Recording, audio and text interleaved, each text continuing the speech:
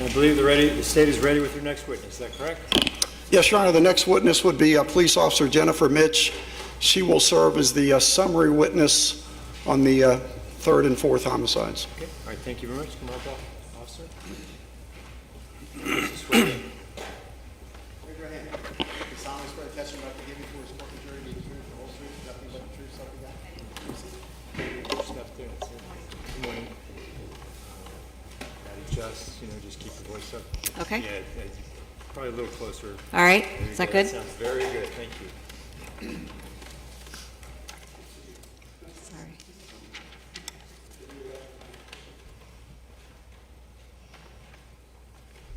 Tell us your name, please. Jennifer Mitsch, M-I-T-S-C-H. How are you employed? I'm a police sergeant with the City of Cincinnati Police Department. How long have you been with the Cincinnati Police Department? Just over 20 years. And give us your history with the police department, if you could, please, Sergeant Mitch. Sure. I started in 1998 and I was assigned to District 2 Patrol. From there I went to the Violent Crime Squad at District 2. From there I spent a couple years in the Personal Crimes Unit at CIS. From CIS stands for what? Criminal Investigation Section. Thank you. From there I went to the Homicide Unit where I spent about 11 years prior to promoting to Sergeant, and now I'm back on patrol in District 2. What years were you in the homicide squad? I was in the homicide from 2006 until 2017. And you're familiar with, and you did some work on a number of homicides that were here on during this trial, is that correct? Yes, sir. With reference to the homicide of Kemia Rollison, you understand your role as a summary witness in this case, is that correct? Yes. When was Kemia Rollison born? She was born on October 21st, 1981. And at the time of her death in 2006, how old was she? 25.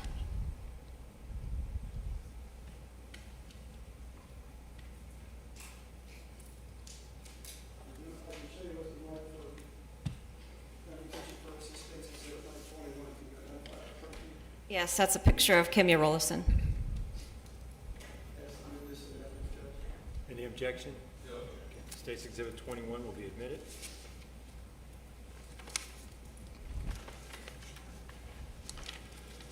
And Jen, directing your attention to June 13th of 2008, what happened on or about that date? On or about that date, there was bones found at the dead end of Pulte Street, which is in the neighborhood of Fairmount of Cincinnati. Can you describe the area where the bones were found? Sure. Like I said, it's a dead-end street. It's very heavily wooded, overgrown, typically used as a dumping grounds for trash, metal, mattresses, those sorts of things. Were there any buildings on the site? There's some leftover foundations of buildings that used to be there. The fact that there were bones found, were those human bones? Yes, sir. Was there any skin or flesh, anything at all like that at the time? No, it was all skeletonized. When you have a scene like that where it's a skeletonized body, how do you approach that as differing from a scene like that of Esme Kenney, where you've got someone that had been apparently recently murdered? When you approach a scene where you have skeletal remains, the chances of getting trace evidence are a lot less, and so really you're looking for evidence that will help you identify who that person was. Maybe bits of clothing or jewelry or something. If we have a missing persons report, we can match up, basically trying to identify who those bones belong to. The fact that you found a skeleton in this location, does that tell you that you're dealing with a homicide? Not necessarily. And what are the different manners of death that might result when you find a deceased person? It could be natural, it could be accidental, it could be a suicide, or it could be a homicide. And those are the four classifications that a coroner will normally attach to a case. That's right. So just seeing a skeleton there, you don't know she might have died of natural causes, might have been some kind of accidental death like a drug overdose, could have been a suicide, or it could be a situation where someone actually killed this person. That's right. We don't know at that point. Dealing with just a skeleton, how do you start? Where do you go? What's your first step? The first step is to collect as much of that skeleton as we can. A lot of times there could be animal activity, so the entire skeleton may not be in one particular area. So we try to collect all of the bones of the body that we can. In addition to that, any items that are around the body that might help us identify who it was or what happened, and look for, whatever is around that may help us. Was that done in this case? Yes, it was. I can show you a number of exhibits 20 through A, I'm sorry, what was it again? 22A 22A, thanks. through Q. Ask if you can take a look at that, please.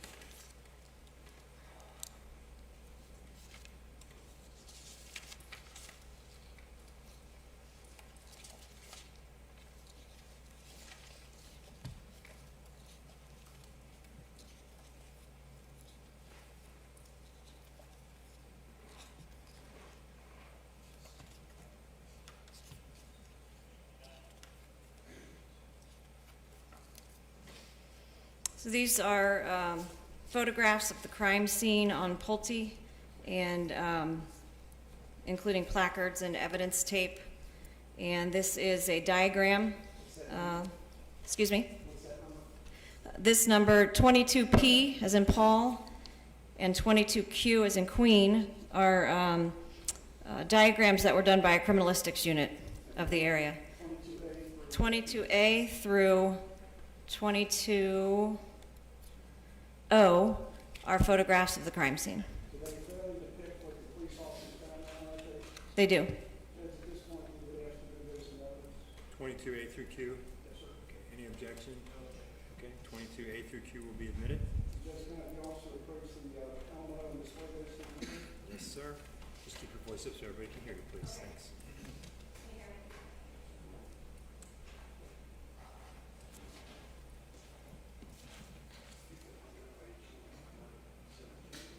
This is 22A. This is a photograph from the street from Pulte looking into the area where the bones were found. You can see that this is a roadway here in the wooded area, and there's a police officer, detective, bearing a picture. This is 22B, which is just kind of moving in from the street into that wooded area. Again, you can see where the crime scene tape begins, where the officers take off the area. Right here.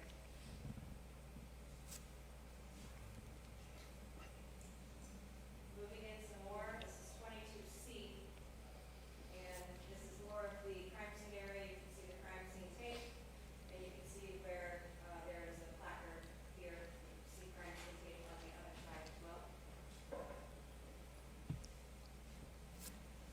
Again, moving in, this is 22D. This is a close-up picture. You can see the crime scene tape, placard number 1. It's the entire right here.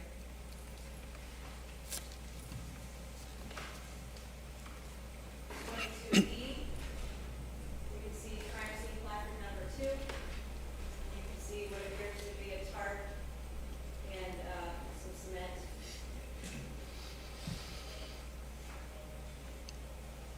Photograph 22F is placard number 3, and what appears to be human bone, a leg bone.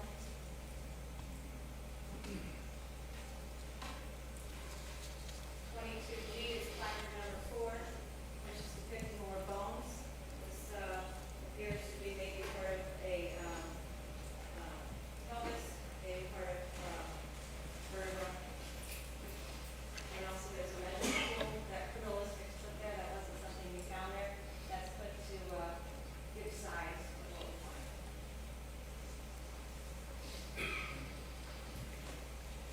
Photograph 22H is placard number 5, where there is a human skull, and again, that measuring tool.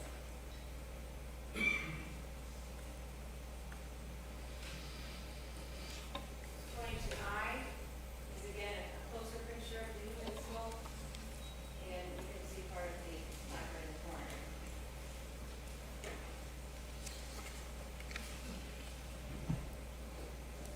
22J is placard number 6, which is next to a shoe. It was in what? Shoe. Okay.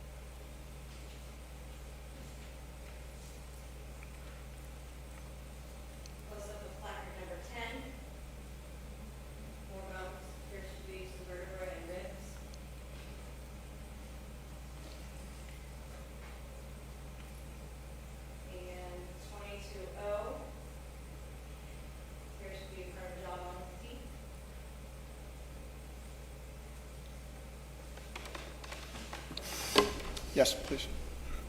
22P is a diagram created by the criminalistics unit, which shows the street and where the remains were found in relation to the street and any landmarks that were there. And lastly is 22Q, again created by our criminalistics unit, which gives where the placards were found and the measurements related to the substairs and foundation that were there, and where the placards were when we found the evidence that we collected. And that gives you an idea of how scattered the bones were at the scene? Okay, thank you. You can go back to your seat.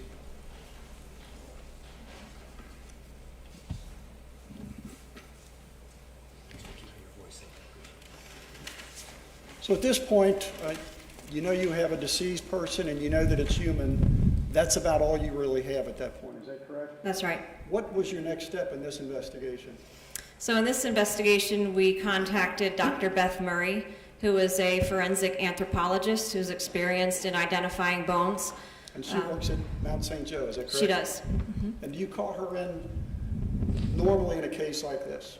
Anytime we find bones, we call her, first of all, to find out if they're human bones or not. Sometimes people will find things while they're walking and they turn out to be a cow leg that was given to a dog for a bone.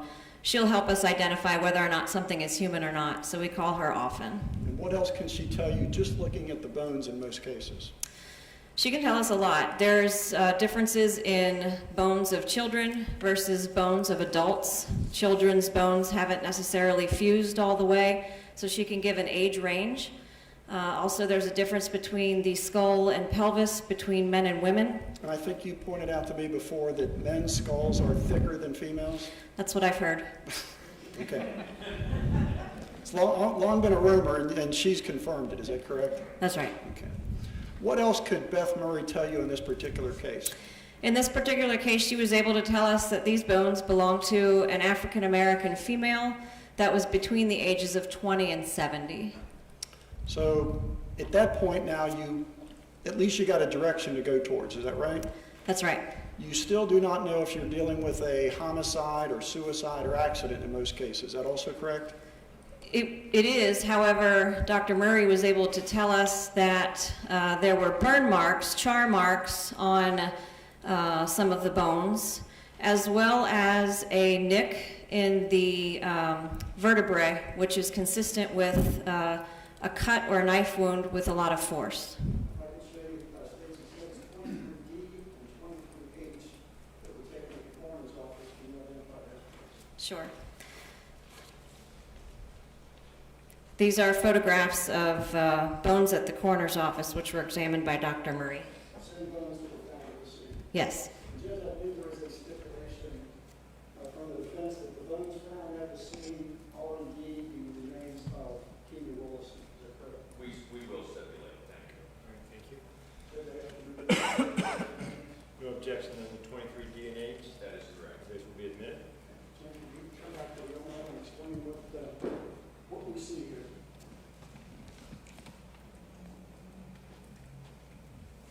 23D, and this is showing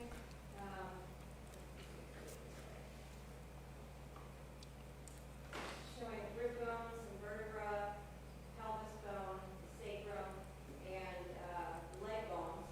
And you can see some charring that the doctor was talking about. Also, she noted some animal activity, probably some gnawing on the bones. And the other exhibit? The other exhibit is 22H.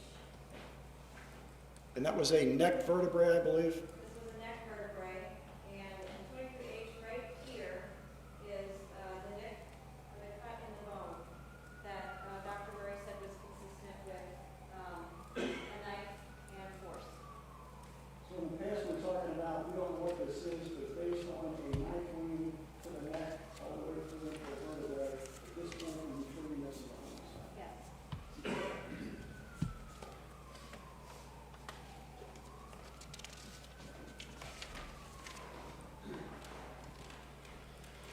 So the body is found in June of 2008. We know it's been there for a while, we're not sure how long, is that correct? Right. Were there any items forensic that could be tested forensically from the scene that led you to either who this person was or who might have done this to her? There was not. If we could fast forward then to 2009, Mr. Kirkland had been arrested, had admitted to the homicides, a number of homicides, Kim Newton, Cassandra Crawford, and Esme Kenney. Because of the burning, was he also interviewed about the possibility that he may have been involved in this case? Yes. And it's our understanding that he made admissions to that, but did he also provide some information that allowed Cincinnati Police Department to identify this person? He did. What was that? He told us that her name was Kim, that she had a long last name, that she was a prostitute that frequented the area of Burton Avenue in North Avondale, that she had 2 children, that she was from California because she had a California ID, and that he thought her birthday was around October 22nd. He knew this because he said they had been stopped by a police officer in the park after hours sometime around Christmas of 2006, and he saw her ID at that time.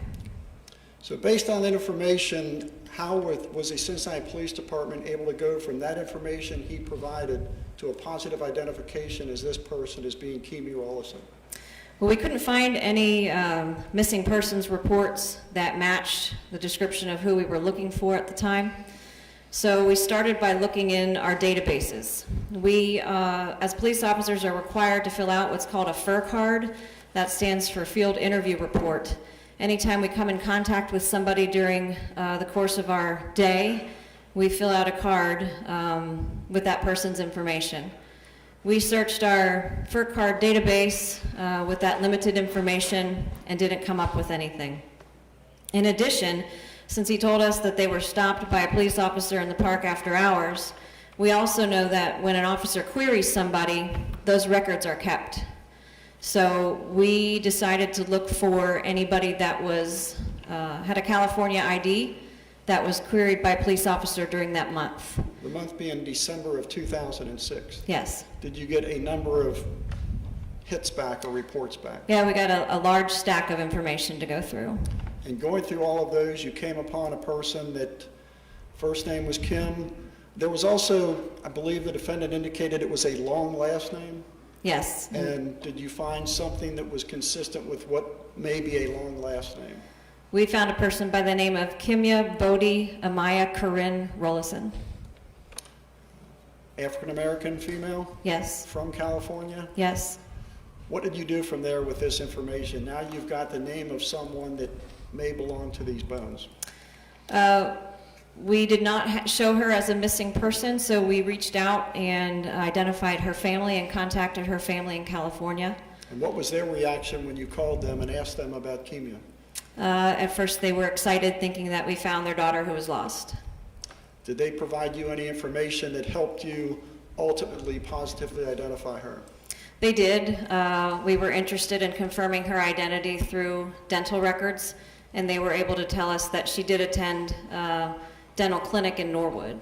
Did you check the various dentists in Norwood and come up with someone that had a patient by that name? We did. And did you get the x-rays that they would take at a dental office? Yes, we did. And is there someone in town, I know we go to Beth Murray if we have bones to be identified, is there someone in town that most police forces use if they need to identify dental records with a skull like we have in this case? Yes, we used Dr. Frank Wright, who is a forensic odontologist. And I believe he came to the coroner's office and took his own x-rays of the teeth and then compared them with the known dental records of Kimya Rollison? Yes, and he was able to make a positive identification.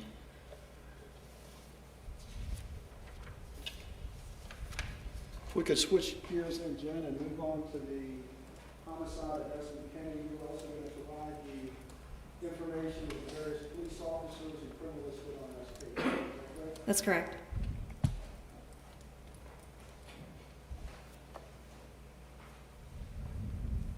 I can show you first of all, it's been marked State's Exhibit 31. Can you identify that individual? This is Esme Kenney. It states that it's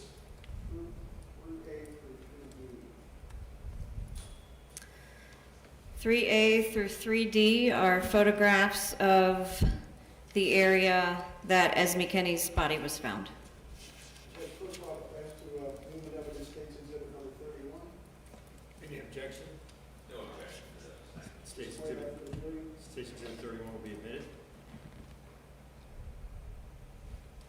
And states exhibits 3A through 3D. Any There's some evidence. any objection? Oh, 2, 3. A through D. Oh, no. Okay, great, thank you. States 3 through A, 3A through D will be admitted. If you could explain, just go through those and explain the various significant locations in those photographs.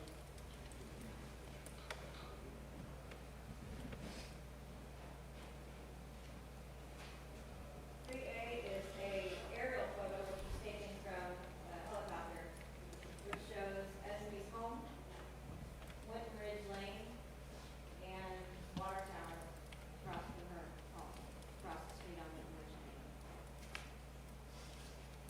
That's 3A. 3B is another aerial photo which depicts the water tower. And that is looking at the west side. This is looking at the west side. This is the north.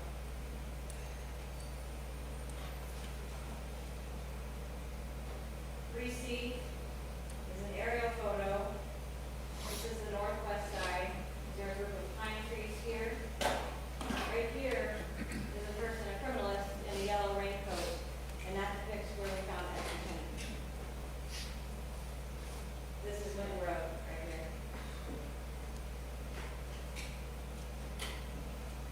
This is 3D. Again, this is the northwest corner, a group of pine trees. And right here, there's an abandoned home that you can see in the picture. And that's the water reservoir.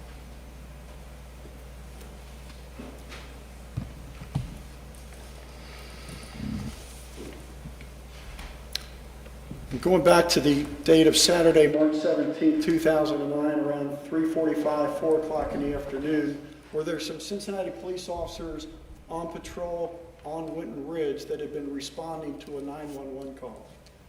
There were officers that were responding to an unrelated call en route there, and they passed a woman on Winton Ridge Lane that appeared to be distraught. However, they were on their way to another priority run and continued on. And was that woman that they saw that appeared to be distraught in close proximity to that reservoir you identified? She was. After they finished with that run, did they get another 911 run? They did. They were dispatched to Esme's house for a report of a missing person. And did they come upon there the same woman that they had seen a short time earlier that appeared to be distraught? That's correct. They recognized her as the woman they saw. And she had made that 911 call. Yes. Was her husband there at the time? He was. He was up near the reservoir searching for Esme. And what information did Lisa Kenney, the mother, give these officers that were responding to the 911 call? She told them that Esme had gone for a jog around the reservoir and typically wasn't gone long. She hadn't returned, and that was very unusual for her, so she was concerned. She gave them information as to where she went for her run and what she was wearing. She gave them a description of Esme.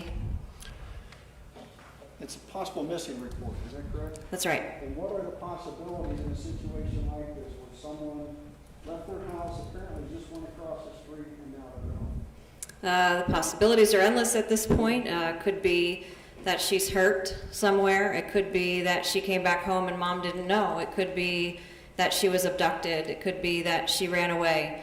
At this point, we don't know. What did these two officers that had responded there, got the information from Lisa Kenney, what did they do from that point on? They spent a couple of hours searching the area. They searched the wooded area near the reservoir, around the tree line. They searched that abandoned, the vacant home that you saw in that picture. There was also a dilapidated, partly fallen down barn that they checked. They also returned to the residence and searched Esme's residence in the event that she came back home. And there was a pond in their backyard. They looked in that area. They looked in all the places they could think of to look, and then continued to make the report. How much time did they spend doing that, to your knowledge? Several hours. And at the end of that, they had nothing, and they basically told the family, I believe, that we're going to put out a missing report. We'll keep you posted. You keep us posted. Right, and they obtained a picture of Esme to put with the report so that could be put out.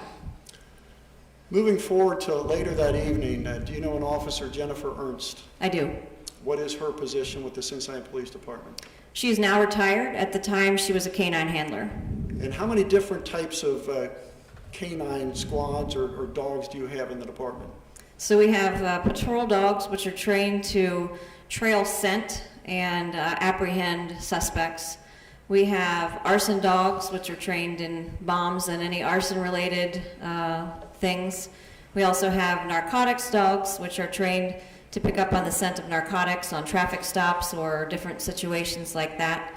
And then we also have a few cross-trained dogs that may be a trailing dog that can also do narcotics. Are trailing dogs normally looking for missing people or trying to apprehend or look for a suspect? Yeah, our dogs are trained to apprehend suspects. And what are they taught to do when they find, if a dog picks up my scent and I'm the bad guy and you're looking for me and the dog catches me, what's he going to do? At the time, our dogs were trained to bite and hold the suspect. Has that changed since then? It is. Now our dogs are trained to bark and hold and keep the person still. If the person moves, they will still bite the person and hold the person. Was Canine Officer Jennifer Ernst on duty on the evening of Saturday, March the 7th? Yeah, she started her tour of duty at 8 p.m. And when you have a canine officer, are they assigned to a certain part of town, or how do they do their shift? Our canine officers respond anywhere within the city of Cincinnati that they're needed, so they don't have a particular district like most officers do. When you mention district, is the city of Cincinnati divided into geographical areas that are called police districts? It is, and we have technically 6. We have 5 districts plus central business section, which is considered its own district as well. And where is District 5? District 5 at the time was on Ludlow Avenue, and this would have been in the area of Esme's home. It would have been handled by District 5. So the location, had this been a crime scene, which it turned out to be, was in District 5. Yes. So normally they would be the police district that would be covering this case. Yes. How did Officer Jennifer Ernst get involved in this case? Jen got involved because she and her mother are residents of Winton Ridge Lane, and Jen's mom called her around 9:30 that night to say she heard that the neighbor's daughter was missing, and she was wondering if Jen could get her dog out and help look for Esme.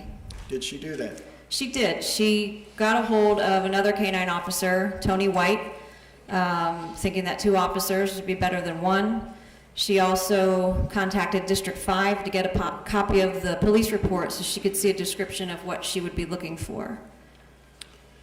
They did not know it then, but we know now that Esme had been dead for several hours at that point Right. and was pretty close to where they were. Yes. They did not know that, so how did they approach this scene when they got there?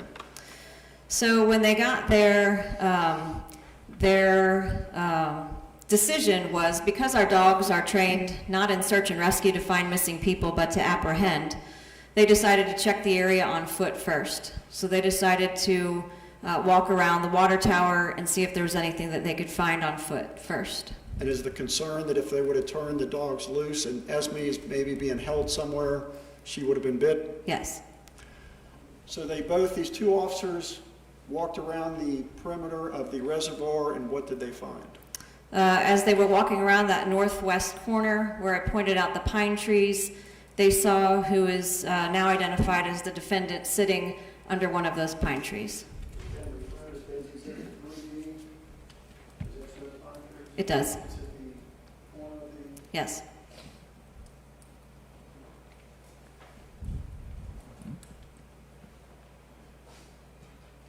And the defendant that they saw at that time was Anthony Kirkland? Yes, You see him here in court? I do. He's sitting at the defense table with a striped shirt and red and blue tie.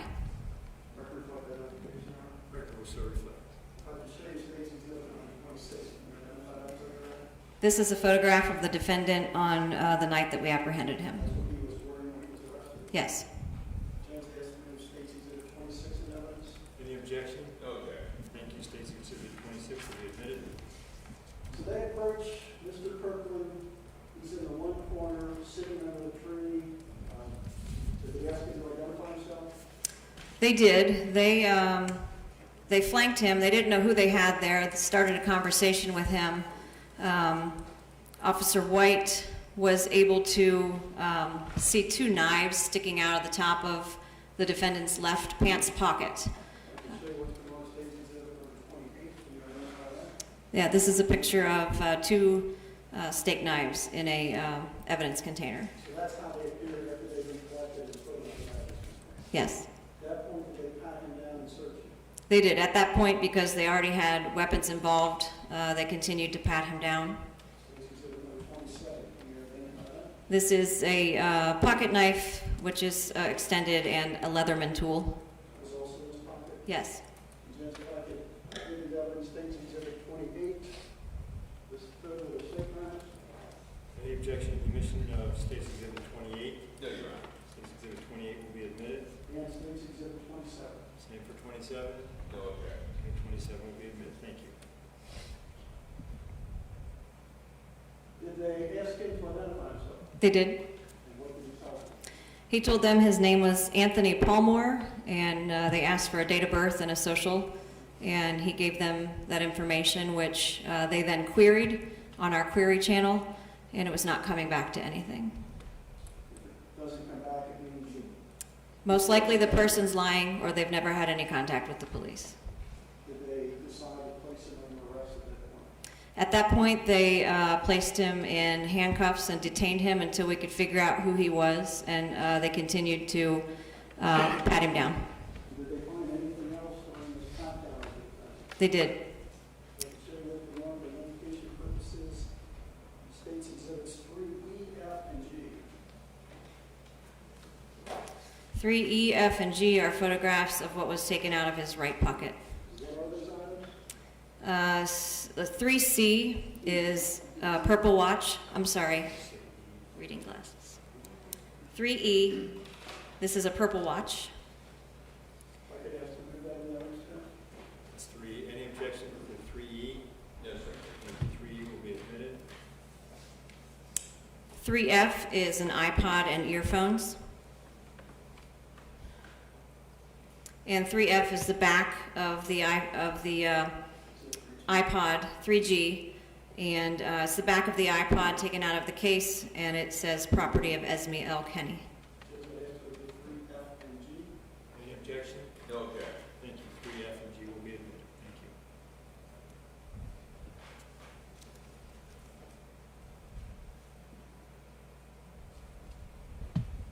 you. This changed things. It did.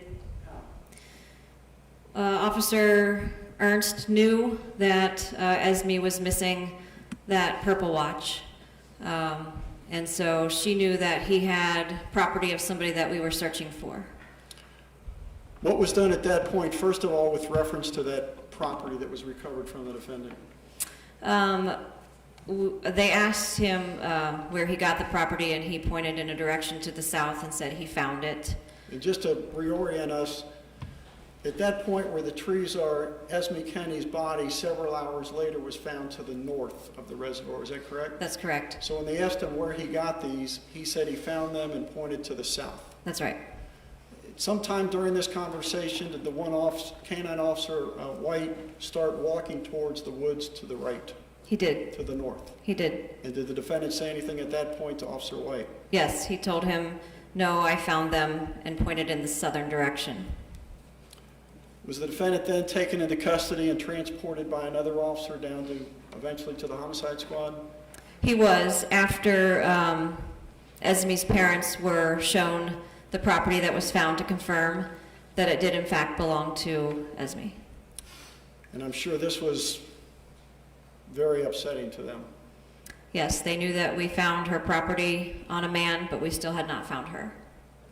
The officer that transported the defendant was going to take him from the scene there down to the homicide squad, Yes. did he also ask the defendant to identify himself?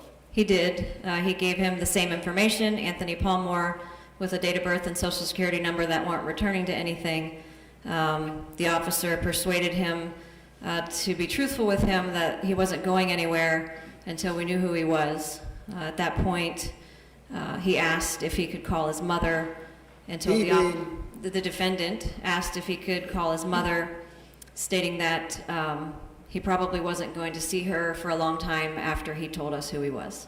And did he at that point tell you who he was? He did. He said he was Anthony Kirkland. And at that point, he's taken down to homicide. Yes. Now, I guess the police have a better idea that Esme wasn't a runaway, probably wasn't abducted and taken far away from the scene, that she may be actually in that area. Right. Were the dogs turned loose or used to try to find her at that point? No, a supervisor made the decision to use the heat sensing device in our helicopters that we have available to us, so that we could fly over the area. Hopefully the body heat that's emitted from a living person will give us a location that we could get to her fast. Unfortunately, we didn't come up with anything using the helicopter. So if Esme's hurt but alive, or maybe tied somewhere in that woods, the hope was we'll find her, we'll see this symbol, we don't turn the dogs loose, and everything turns out okay. Right. The helicopter did not detect any body heat coming from the woods. Right. And now we're getting to be about what time in the morning? It's probably maybe sometime after 1 a.m., I believe. Decision is made then to actually have the canine officers go into the woods with their dogs, Yes. and 20 minutes, half hour later, what happens? About 20 minutes into the canine search, Officer White came over the air and said he found Esme's body. She was not alive. Correct. Criminalists are called in at that point? Yes, the crime scene is held. Crime scene tape is put up. Anybody's entrance into or out of the area is restricted, and homicide investigators and criminalists respond to the scene. And as opposed to the Keely Rawlinson scene, where she'd obviously been there for some time, how was this scene treated differently than that one was? In this scene, we have the ability to potentially find trace evidence or evidence that will link us directly to a person. Number of items were collected? Yes. Were fingerprints found on anything? No. Talk a little bit later that there was some DNA that was eventually developed. Yes, there was. I could show you what's been marked for identification purposes, states exhibits 32A through O, so you can identify those persons.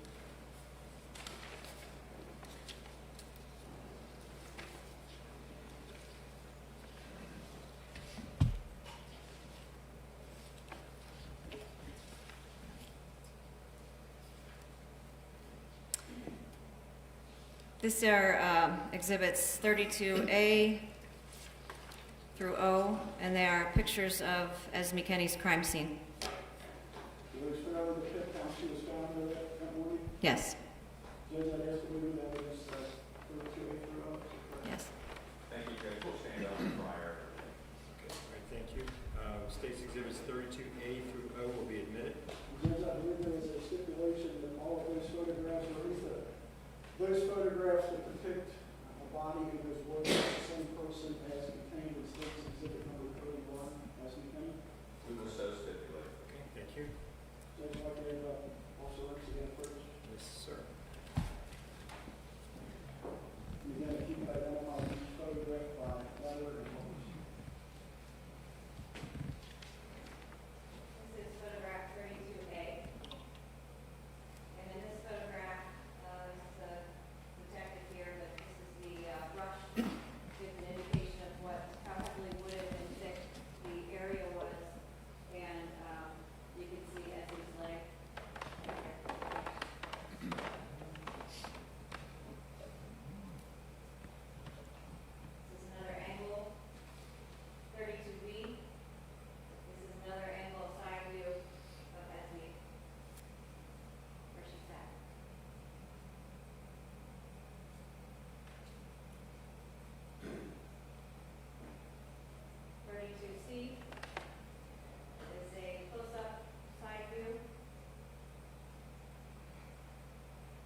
believe the only clothing she had on at that point were shoes and socks? Socks and shoes.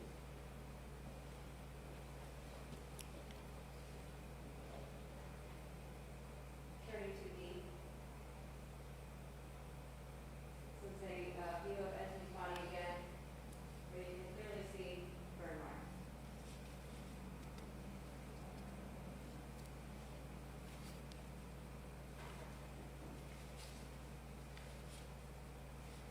E is a front view. Again, you can see burn marks, and you can see her shoes and socks.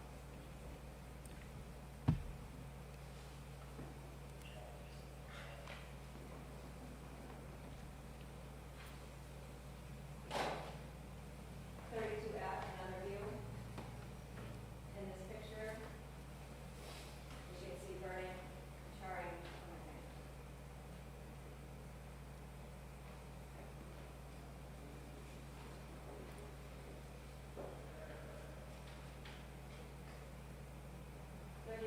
G, another photo of Esme with the charring.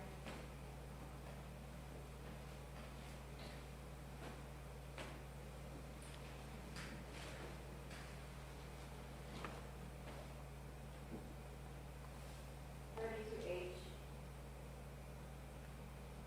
This is a view of Esme's legs and genital area and her shoes and socks, and you can see right of her hand. And the burning seemed concentrated in that area, is that correct? Yes.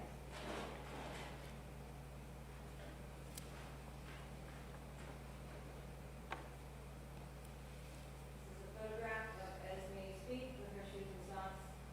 You can see how her feet are sitting, and you can see the pattern on the bottom of her shoe. And I believe those shoes were collected and used to try to make some identifications later, is that correct? They were.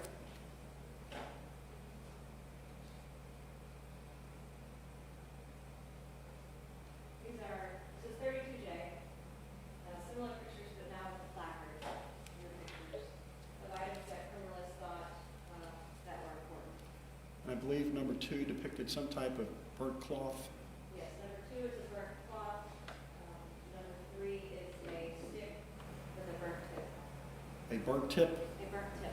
And I believe on a couple of the other cases, there was also something similar that may have used to stir a fire, keep it going. That's correct. And also number 1 is another burnt stick.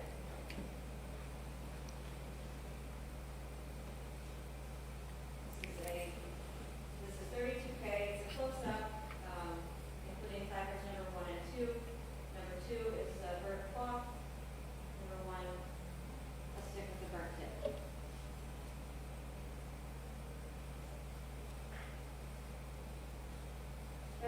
L is a close-up of placard number 3, the stick.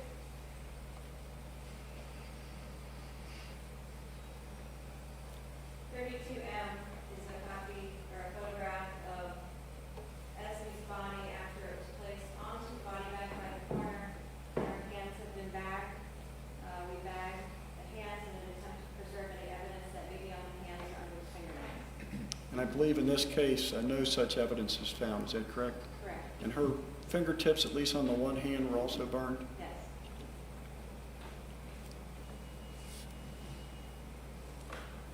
N is an overview picture with our lights that have been placed there. It was very dark, and you can see the canopy into the woods and how heavily thick the brush was. And Jen, I believe the actual area where her body was found, was it almost like being inside of a tent? It was. So you've got a canopy effect here, and her body is back inside.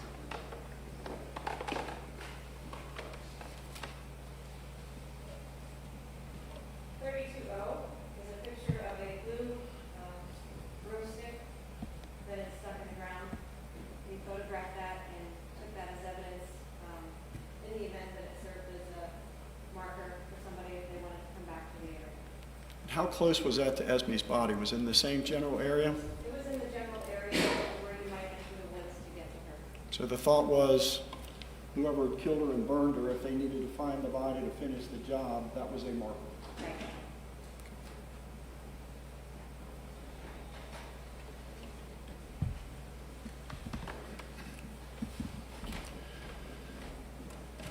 One of the things that was not found at that scene, at least not much of it, was any clothing of Esme, is that correct? That's right. Were there, even though the defendant had been arrested and confessed, was there still an attempt to find other items that may be connected to this case? Yes, we still wanted to find Esme's clothing. I can show you. A number of exhibits. First of all, it's asking you to identify it. Sure. You could read off which ones you identified by number. Okay. 3H is an overview of what? What the numbers are first. Okay, 3H through 3H and 3I. And then 32P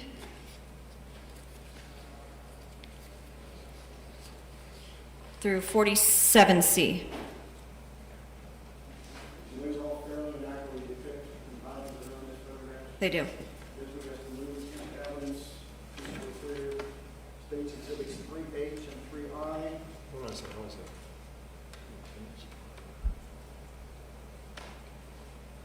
Any objection to 3H and I? No, sir. Okay, those will be admitted. Rule 32, P, Q, R, S, T, U, and V. 32P through V, is that correct? Yes. Okay. Any objection to 32Q through V? No, Your Honor. Thank you, those will be admitted. 46A and B, 47A and B, and 47C. 46, A and B, 46A and B, 47, 47A, B, and C? Is that right? Yes. Okay. Any objection to those? No, Your Honor. The 40, those will be admitted. Mr. Mitsch, if you will. Okay, for what you show us.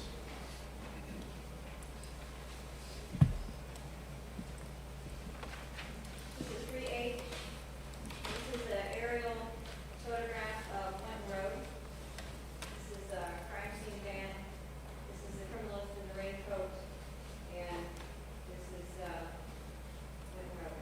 And some of the items that were found connected to this case are found actually where? Some of the items that are found in this case are piece going up Winton Road, and also in this area of this, what was then an abandoned closed store and billboard area. Okay.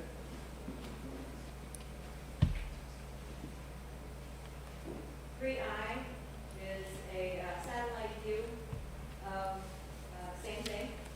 This is Winton Ridge Lane, this is Winton Road, the water tower, the location of Esme, and then the place where we found the rest of the clothing.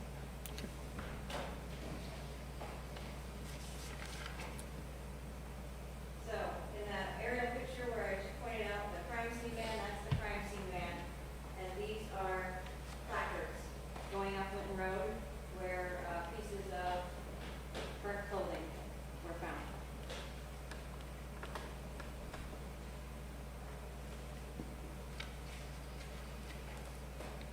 This is a photograph in the opposite direction of those placards. What's the and number? That was collected. What's the number of that one? This is 32Q, and it is indicating placards 7, 8, and 9.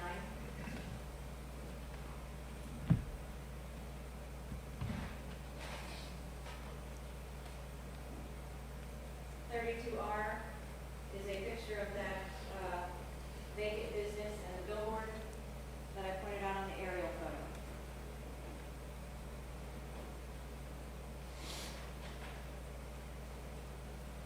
S, this is in the rear of that vacant business. And here we have several placards. And these are indicating items that we collected from that area.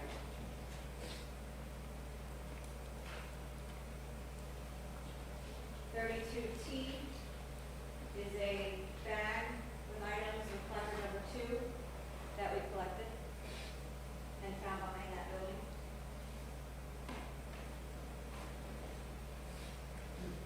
32U is placard number 3, which is a pair of jeans, and in the area where a belt would be is the cord to the Nation blind. I believe Lisa Kenney in her testimony and in statement indicated that when she'd first gone out looking for her daughter, she saw a pair of blue jeans with a Venetian blind cord by where the defendant was ultimately arrested. Is that correct? That's correct.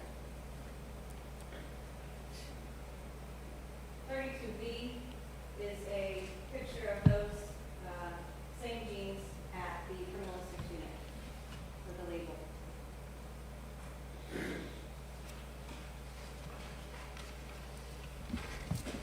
46A, placard number 7, is a brown shirt that we found burnt hanging behind the building, and that was Esme's shirt.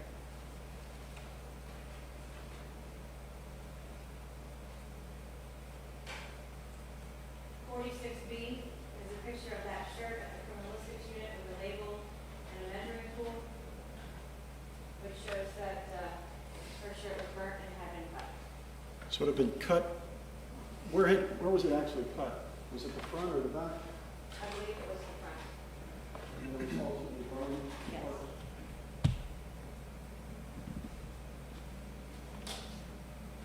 .47A depicts placards 17 and 18, which is also in the area under the billboard, where you have 2 Budweiser bottles which have been unopened, and another bag with items that we collected.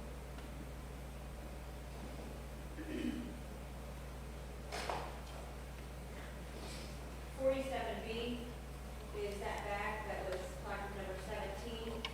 Inside that bag were Esme's sweatpants, and inside that pocket were her underwear.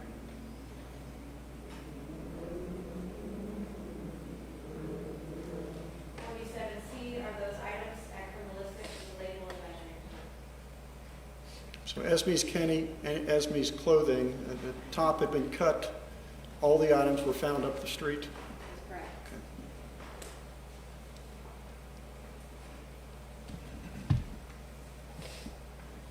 You earlier mentioned the shoes of Esme Kenney were covered with the lab. Were the defendant's new shoes also covered? They were. Are you able to more states to the 38 or anything like that?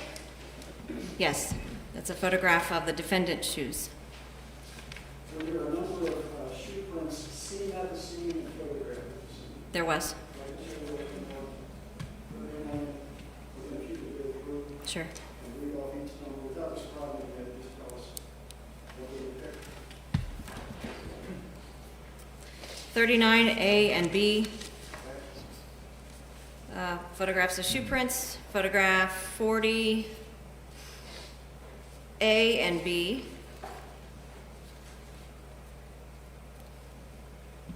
Let me get them out of order. 41A, B. 42, A and B, 43, A and B, 44, A and B, and 45A all represent photographs of shoe prints that were taken. That would be 30, no, let's see. So exhibit 38A, 39A and B, 40A and B, 41A and B, 42A and B, 43A and B, 44A and B, and 45, is that correct? Yes, sir. Okay. Any objection to those? No, Your Honor. Thank you, those will all be admitted. And also, just rather than going through each one of these, we had someone at the coroner's office compare the known shoes of the defendant, Anthony Kirkland, and the known shoes of Esme Kenney to those area footprints. Yes. And it's my understanding that 2 shoe prints right up against the wall of the reservoir on that back side of what would be the north side came back as matching in size and characteristics to Esme Kenney. Correct. And there was a pair through the woods of shoe prints that came back matching in design and size to Anthony Kirkland. Correct. Esme's good part of her body and her fingertips were burned. Was there anything forensically useful recovered from her body? On autopsy, the coroner's office will take blood to be used for DNA testing. Were there any unknown samples found on her that could be tested? No. So the burning did the job. Right, Her blood was taken to get a DNA type from it. that's correct. With reference to the defendant, was there an attempt made to collect his DNA? There was. We took hand, penile, and oral swabs from him. Okay, and the hand and penile swabs would be to try to find some substance on those, is that correct? Correct. What about the oral swab? What's the purpose of that? The oral swab is a buccal swab on the inside of the cheek, and that is to get a known sample from that subject. And those items were all submitted to the coroner's office? They were. Was there also, in addition to the rest of Anthony Kirkland's clothes, his boxer shorts recovered? There was. He was wearing at the time of his arrest? He was wearing them, yes. Show you what's marked as state's exhibit number 37A. You identify that? 37A are the boxer shorts that were taken from the defendant upon his arrest. Could I have to read 37A into evidence? Any objection? No objection. Thank you. 37A will be admitted. We've got blood taken from the body of Esme, and the coroner's office was able to get a DNA printout or profile on her, is that correct? Yes, And the buccal swabs from the inside cheek of the defendant, were they able to get a known DNA printout from him? yes, And then the coroner's office takes those knowns and they're trying to see if they can find them on any unknown items, is that right? correct. In this case, they're looking at the hands of the defendant, the penis of the defendant, and the boxer shorts that he's wearing. Yes, Was the coroner's office able to get some unknown DNA specimens off of those and compare them to the known of Esme and the known of the defendant? they were. Coroner's office was able to identify 2 DNA profiles off of each of those items. One was consistent with the defendant, and one was consistent with Esme Kenney. When we say consistent, they come up with a number that it can, 1 and 2 or 1 or 100, whatever it may be, is that right? That's right. And the DNA of Esme Kenney that was found on the defendant's boxer shorts, on his hands, and on his penis, what are the probabilities of that DNA? 1 in 830 million. So it's hard. Yeah.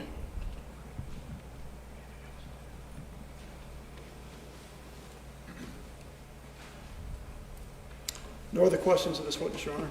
Thank you. Is everybody okay? Anybody need a break? Would you please stand up? You guys take a break for a little bit, just stand up.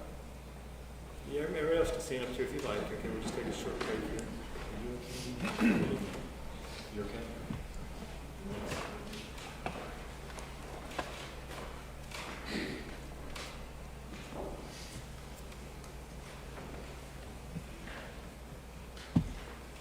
You all right? Okay. So, if you need a break, just let me know. We'll do one in a little while. How's that? Okay. Cross-examination? Thank you, Your Honor.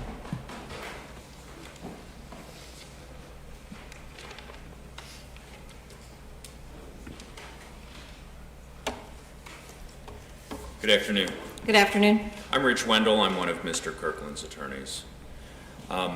Is it fair to say, relative to the Kimya Rollison matter, that homicide may not have been solved without Mr. Kirkland's confession? That's fair to say. Okay. And I believe her remains had been found in 2008, Yes, and then Mr. Kirkland was arrested ultimately in 2009. correct. Okay. At that point of Mr. Kirkland's arrest, I guess the homicide department didn't have a lot to go on at that point regarding identifying the remains. True, yes. Okay. So I know there was an age range, but it was rather significant. Potentially the body was that of someone 20 to 70 years of age. Yeah, it was a wide range. Right. They had indicated it was likely an African-American woman. Yes, But those were the 2 items, in essence, that the department had in trying to identify those remains. in addition to the burning and the cut mark on the neck. Fair enough. Now, after Mr. Kirkland was interviewed, I believe another detective was also on the matter, a Detective Karugalev. Yes, All right. And he utilized the information that Mr. Kirkland voluntarily gave in his statement to help identify the remains. Yes. All right. Mr. Kirkland advised that the individual he knew as Kim was African American, Yes. and that was correct. Yes. Right. In her 20s, Yes. that was correct. Yes. A long last name, or seemingly a name that appeared to be long. Correct. All right. With a California identification. Yes. He also gave some information personal to her. For example, she had 2 children, Yes. and that turned out to be accurate. Correct. All right. He indicated that she actually had lived on or frequented the area of Burton Avenue in North Avondale. Correct. And ultimately, that was quite a significant piece of information for your department as well, correct? Yes. All right. In other words, she had, your department noted multiple contacts with her in that area of Burton in North Avondale. Correct. All right. So that helped you identify her. It did. And then maybe most importantly, Mr. Kirkland said a few days before Christmas in 2006, he had met this woman that he identified, or he and this woman that he identified as Kim had been stopped in a park in Clifton after hours Yes. by someone, Cincinnati police officer in uniform. Yes. And at that point, I believe your office, with that information that Mr. Kirkland gave, you reviewed your field information cards. Yes. And those field information cards are generated by your department when perhaps there's some suspicious activity. You make a notation of your contact with the general public. Yes. All right.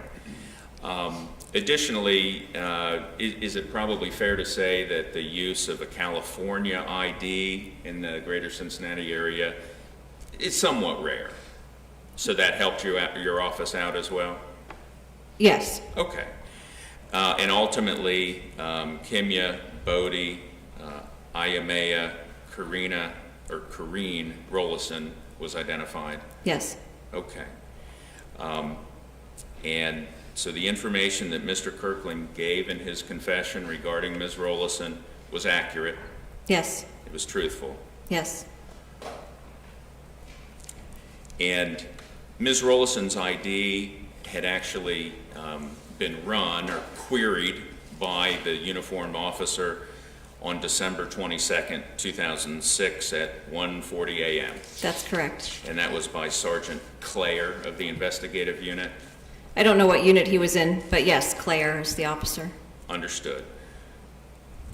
And Mr. Kirkland actually had given such detail that it was all the way down to what he felt was her birth date. Yes. Do you understand that? He had given her birth date, he thought he remembered as October 22nd, but hers was October 21st. Yes. That was nevertheless still something that your office, Detective Karugalev, found was significant.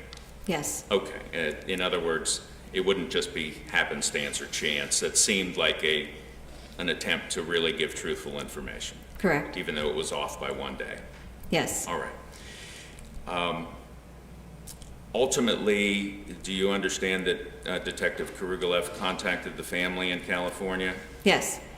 They provided the name of a local dental clinic in Hamilton County in Norwood, Yes. and those are the dental records that we've talked about. Yes.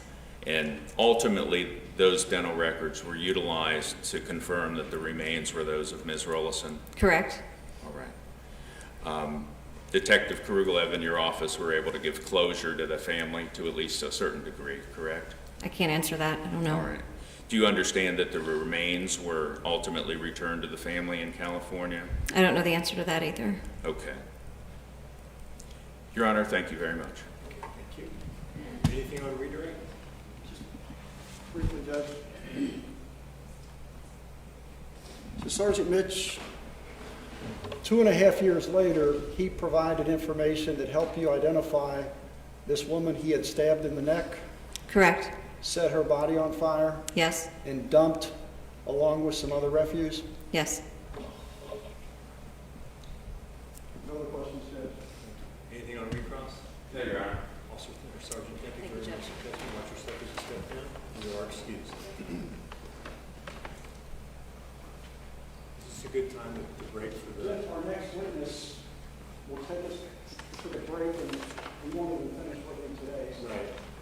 you're gonna take a break, yes, this would be a good time. Okay, that's okay. Thank you. I appreciate that. Ladies and gentlemen, we're going to go ahead and take a break. Remember, we can go to 1:30. I know you're doing great with the lunch thing. You need to take a snack or whatever, do whatever you need to do. We'll take about a 10-minute recess. Remember the evidence. Don't talk about the case. Don't think about it. Don't read anything. We'll see you back here in about 10 minutes. Take as much as you need to get a quick snack. Okay, thank you.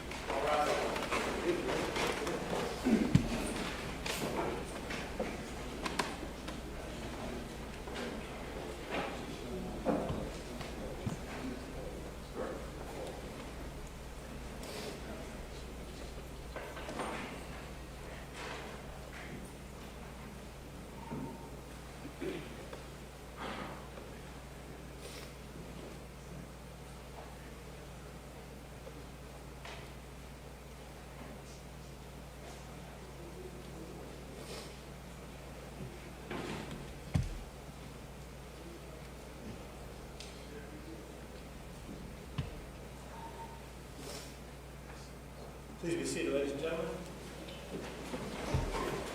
Let the record reflect the jurors have left the courtroom. Anything for the record at this point from the state?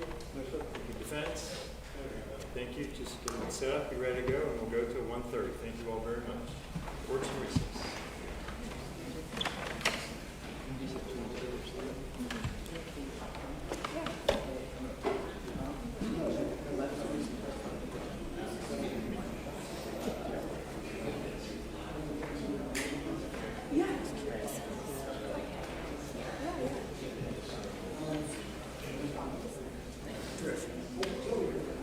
Did you do 46? I think you 46 over, right? Straight 46.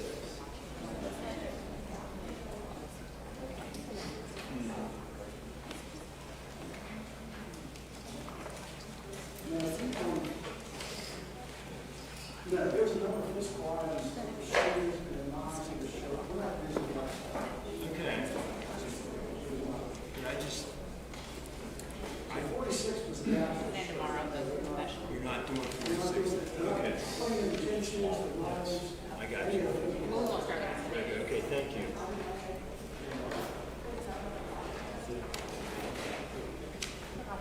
Yeah, that's what we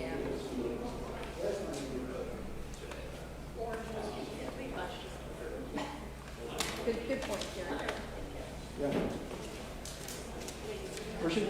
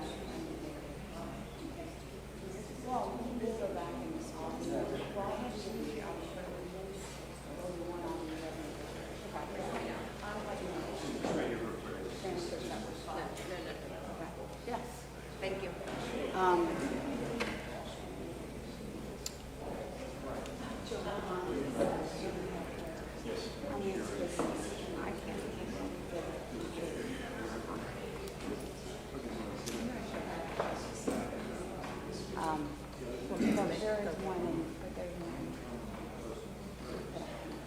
Sure. And it's a kitchen, it's, No. I know I haven't. I don't want to make it hard. I don't want to make it No, and I think we have. You know the tape, right? Had we started a little bit earlier, there would have been an actual process, and we will not get to that, you know, where they knock on the door, that's going to be too far over. So really, Sounds like we should probably watch.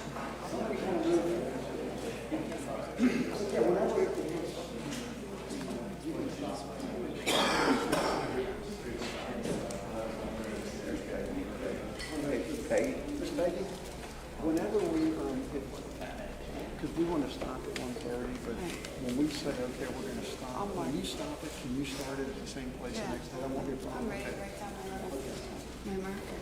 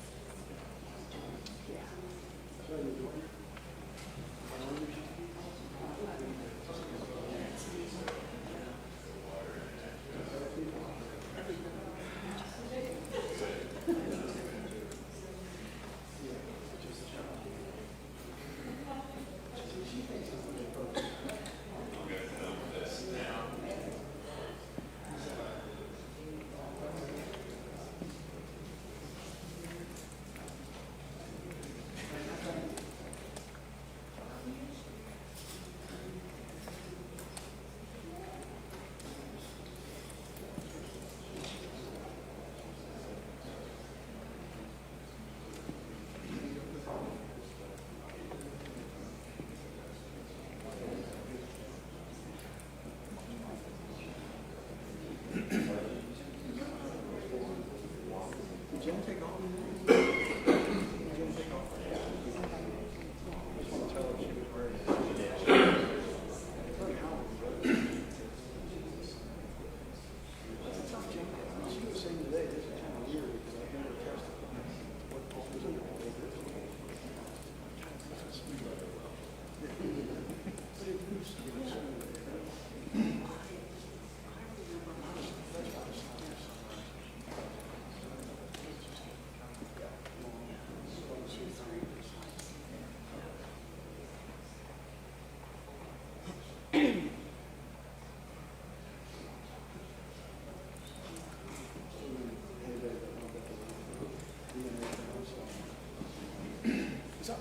My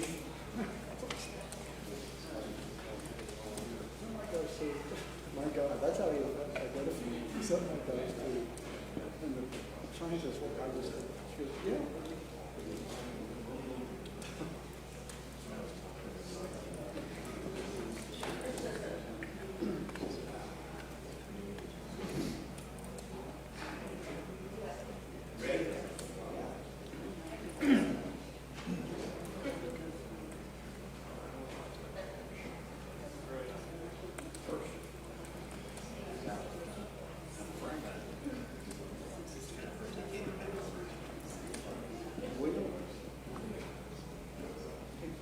Ready?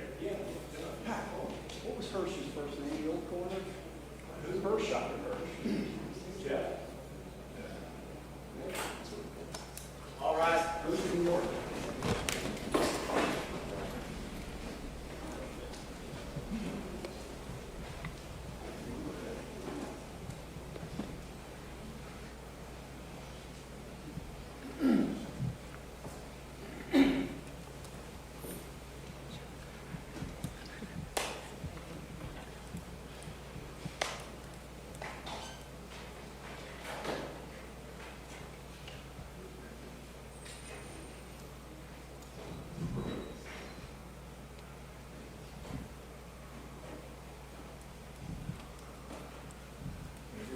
Please be seated. Please be seated, ladies and gentlemen. Thanks again for your efforts. We certainly appreciate it. I think we're ready to proceed. Call your next witness, please. Keith Witherell. Step on, please, sir. You swear to tell the truth, the whole truth, and nothing but the truth, so help you God. Yes, sir, I do. Sir, why don't you step up? You can then go, let the microphone adjust. Your voice up so everybody can hear you, please. Yes, Judge. Good afternoon. Good afternoon, sir. Please tell us your name and spell your last name. My name is Keith Witherell. My last name is spelled Witherell. How are you employed? I'm a Cincinnati police officer assigned to the homicide unit. If you could tell us how long you've been with the Cincinnati Police Department and kind of go through your history with the department. I've been with the Cincinnati Police Department for over 23 years now. I've been assigned to the homicide unit for 17 of those 23. I started in District 3 as a patrol officer. From District 3, I moved on to District 4, also as a patrol officer. While assigned in District 4, I worked in an old clothes undercover unit for a period of time. And then in late 2001, I was transferred to the criminal investigation section and permanently assigned to the homicide unit in 2002. You've been there since. Yes, sir. What type of cases do you handle as a homicide detective? We mostly deal with death investigations. However, we will involve ourselves in kidnapping offenses. We'll also involve ourselves in serious felonious assault type cases where death is imminent, where we believe the person is going to die at some point. We used to do bank robberies years ago, but we no longer do those. We do a variety of different things in addition to the death investigation, which takes up most of our time. We also act as a liaison with the federal agencies like the FBI, the ATF, the DEA.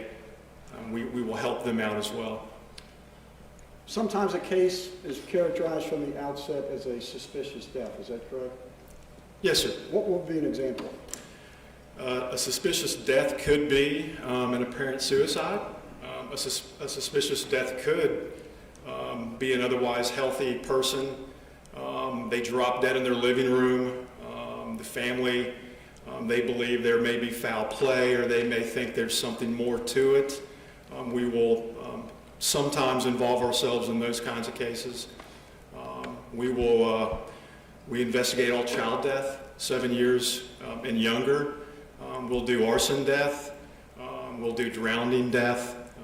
There's a variety of different possibilities regarding suspicious death.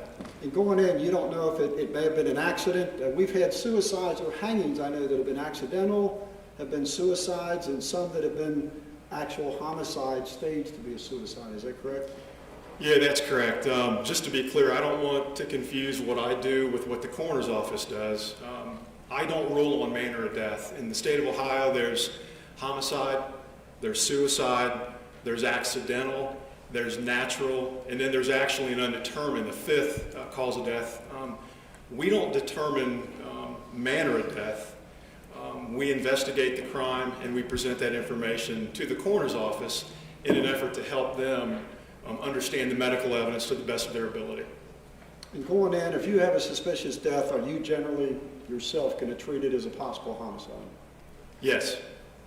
We've had summarized testimony from Howard Grant and Jim Mitsch as to what, on these 4 runs we're dealing with, what various witnesses saw, evidence collected, tests done at the coroner's office. What is your role in a homicide investigation as the homicide detective? We are kind of a jack of all trades, master of none, if you will. I'm not a forensic expert. I'm not a scientist. I'm not a criminalist. I don't collect the evidence. I don't process the evidence. I don't take the photographs. I don't conduct the measurements and create the sketches. I liken myself to a project manager, maybe. I conduct all the witness interviews. In addition to the witness interviews, if we develop a suspect, I then would also conduct the suspect interrogation. At the end of the day, it's my job to kind of pull all the resources together and to keep the investigation on track. Were you, going back to the spring, summer of 2006, assigned to the homicide of Cassandra Crawford? Yes, sir, I was. What did you do with reference to that investigation? I responded to the crime scene. We did a very thorough crime scene investigation, meaning that we went out to the scene where the body was discovered. Myself, other detectives, other members of the Cincinnati Police Department, the Criminalistics Unit, we responded out in conjunction with the Hamilton County Coroner's Office. I think we've heard testimony already as to the collection of human remains. We collected other specific items. There was a 4x4 charred timber, for example. After having done the crime scene investigation, then there was follow-up with family members who led us to people that we needed to interview, witness interviews.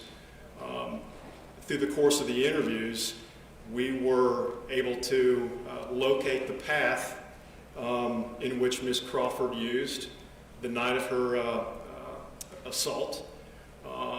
We were able to construct a timeline as to when she left Patricia Crawford, grandmother's house, and approximately when Ms. Crawford arrived at the girlfriend's house while talking to the boyfriend. So kind of a combination of the crime scene work, a lot of witness interviews, which helped us with the routes, the location, in a pretty tight timeline. Was there anything collected forensically either around the remains of Cassandra Crawford or off of her remains that was useful forensically to identify anyone that may have done this to her? No, sir. Were there any items collected close to her body that were tested that produced any results? We collected multiple items. Things were submitted for testing. However, the test results did not generate any information that was helpful for me to tie a direct person into the offense. And other than her grandmother, who can tell you when she left the house, her best friend whose house she was on her way to, and her boyfriend at the time who she was on the phone with, was there anyone that was able to provide any information about her last hours? No, sir. Are you also familiar with the Mary Jo Newton case that occurred approximately a month later? Yes, sir, I am. Was there any indication to you that these cases may have been connected? We had no direct evidence. I had no direct evidence as to a person being involved specifically. However, I drew my own conclusion that due to geographic location and essentially due to the MO, meaning the burning of the bodies. Is that unusual? Yeah, I've been a homicide detective for over 17 years, and I've never been involved in a serial killer case until Mr. Kirkland's case.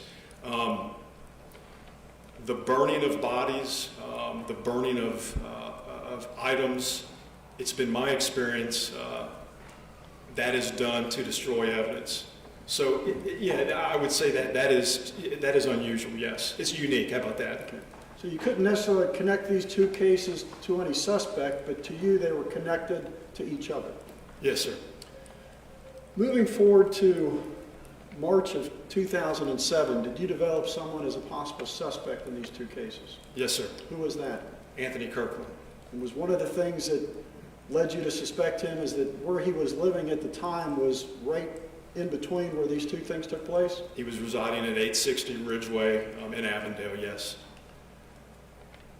Did you actually call him in and interview him at that time? He was a suspect in another offense, and due to that unit's interest in interviewing him, because I knew what I knew about the two cases, I requested that I also participate with this other detective, not a homicide detective, but this other detective, and they agreed to allow me to sit in, yes. Did you show him a photograph of Cassandra Crawford? I did. Did he tell you anything about her? He denied knowing her, ever having seen her. What about the area that we believe Cassandra would have walked in her last moments, where she would have gone from underneath the overpass a couple hundred yards to where her body was found? Did he tell you anything about that area? What I refer to as the dead end of Blair, I used to run that beat years ago as a cop. He did. He talked about having frequented that area. He talked about using that path. That path essentially connects Avondale to Evanston. You can use the pedestrian footbridge and go across Victory Parkway.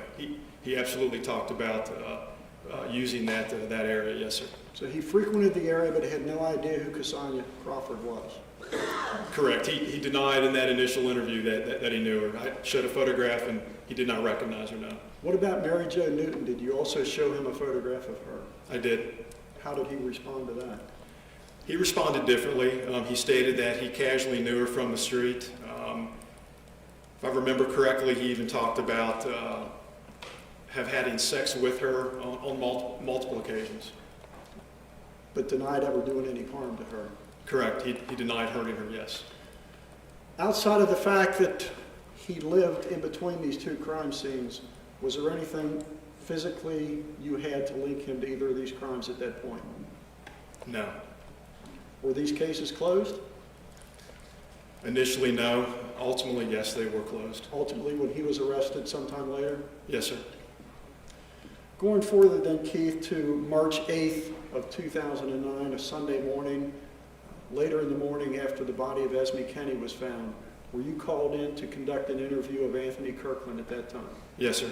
Did you remember him from a couple years earlier? Yes, sir. And you knew that those other two cases involved, the one involving a young girl whose body had been burned and the other one a female, and the evidence that Esme had been burned. Did you connect in your own mind at that time Anthony Kirkland, who you're interviewing with reference to Esme Kenney, to those other two cases? Yes, I did. How do you approach a suspect in a homicide when you're going to interview him? As far as the interrogation Yeah. aspect of it, Is it the same in every case? no.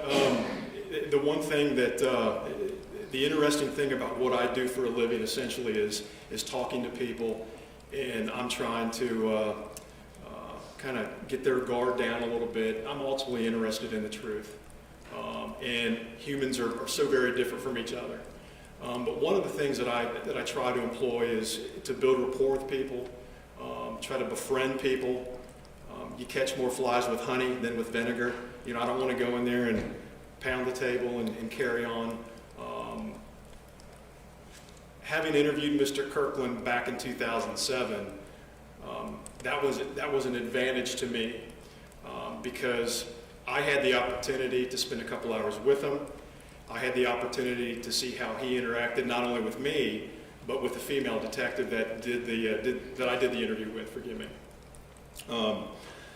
So going into that interview, it was decided that we weren't going to have the female detectives that were at the crime scene do it, that they were going to have me come in and do it.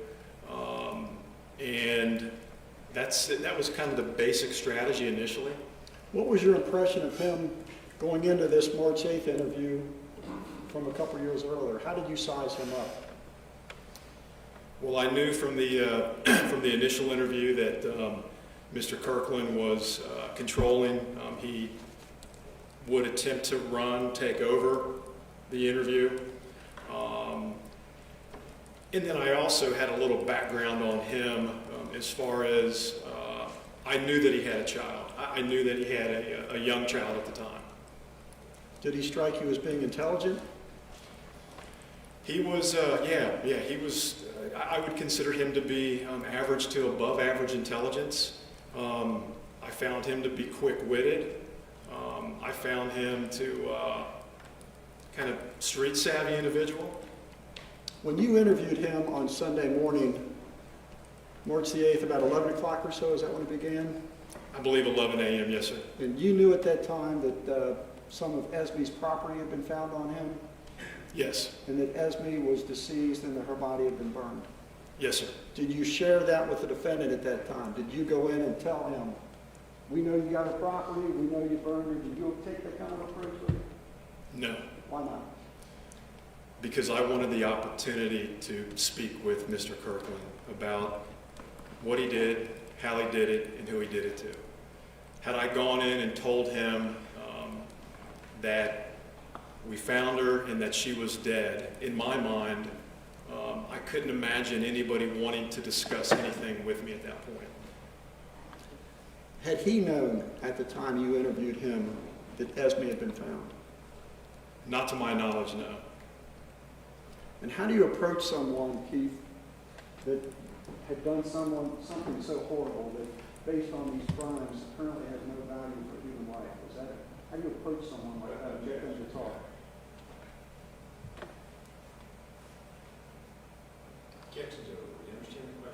Can you rephrase the question, sir? Someone that had done what he had done. How do you approach a guy like that? So I learned a long time ago, for me to be effective in what I do for a living, I have to compartmentalize my personal opinion, my personal emotion.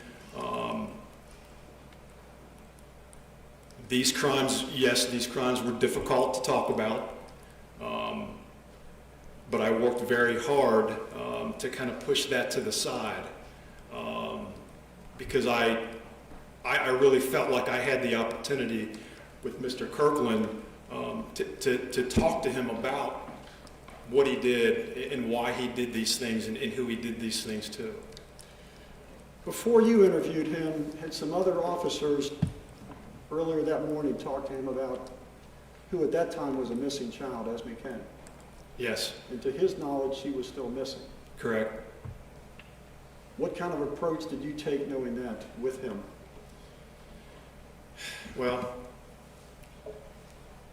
my approach was, like I say, I knew he had a young child, and I worked very hard in an attempt to appeal to his sensibilities, to his emotional part as a father also. So my theme was essentially, you're a father, I've got kids, let's join forces, let's work together, and let's reunite this child back to her father, back to her mother. And yeah, that's the theme that I employed. And did that approach seem to work? Did he agree to talk with you? He did. I think I don't want to say it worked. I think I had some success, and I'm sure we're going to hear the interrogation, but And the person you interviewed that morning, is he your reporter? yes, sir, he is. Point out, please. Absolutely. Mr. Kirkland's in the striped dress shirt with a, I guess, navy blue and red tie, seated between Mr. Wendell and Mr. Kutcher at the defense table. Record of identification, Your Honor. Very well, sir. The interview we're about to hear, that was conducted by you and Detective McGuffey, is that correct? Yes, sir. And This time I'd like to show you, you've looked inside before, the local mark for identification purposes is 7D, and that's a new library. Yes, sir, I recognize this as the recorded interrogation. Judge, at this time, after moving evidence, states in 7D, which includes the interview of Detective Winograd and also Detective Privilege, 2 interviews later on in this case. Yes, sir.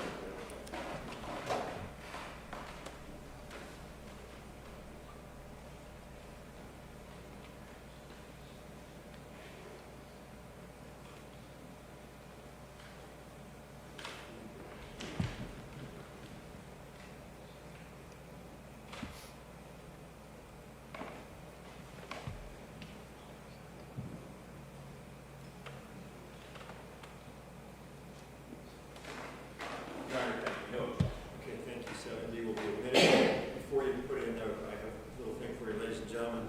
Ladies and gentlemen, you're about to hear an audio which is purported to be an interview with the defendant. There is text that is going to be on the monitor to assist you going along with that. Should you find any discrepancy between what you thought you heard versus what you see in writing, the audio controls, and you will decide what was said based on the audio. The other thing is that there might be certain parts of the CD interview that go silent. Those have been edited or redacted by court order, and you're not to speculate as to what was being said. Just proceed accordingly, but again, don't try and speculate on what the silent portions are all about. Okay, thank you all very much. Make sure you can hear and see and everything. If you can't, let me know. Detective will As soon as yes, you can step in. Yes, sir. Thank you, sir.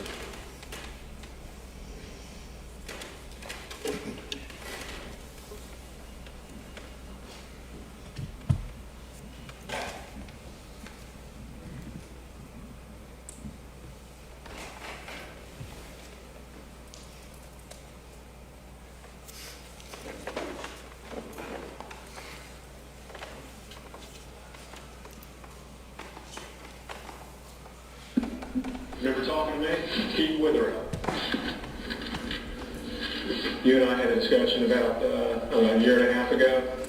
You were down here talking to some other detective. You and I talked for about 2 hours. Remember I was asking you about marriage job? Did I do anything for you? You remember that? Okay. You gonna be able to wake up for me and talk with me for a couple minutes? Okay, good. You been sleeping? You been sleeping? Trying to. How many hours you sleep down here? They just called me a little bit ago. It's what is it? Almost 11 p.m. on Sunday. 11 a.m. Oh, I'm sorry, 11 a.m. on Sunday. We got down here about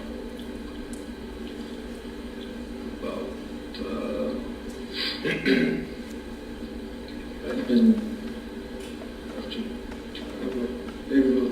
after 2 to 3 a.m. They've been about 12. Okay, all right. Well, can you wake up for me? Yes. All right. Because I want to go over a couple things.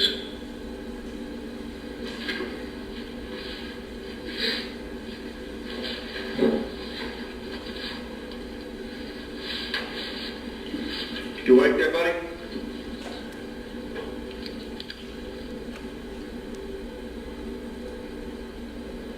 You wake up? Open your eyes.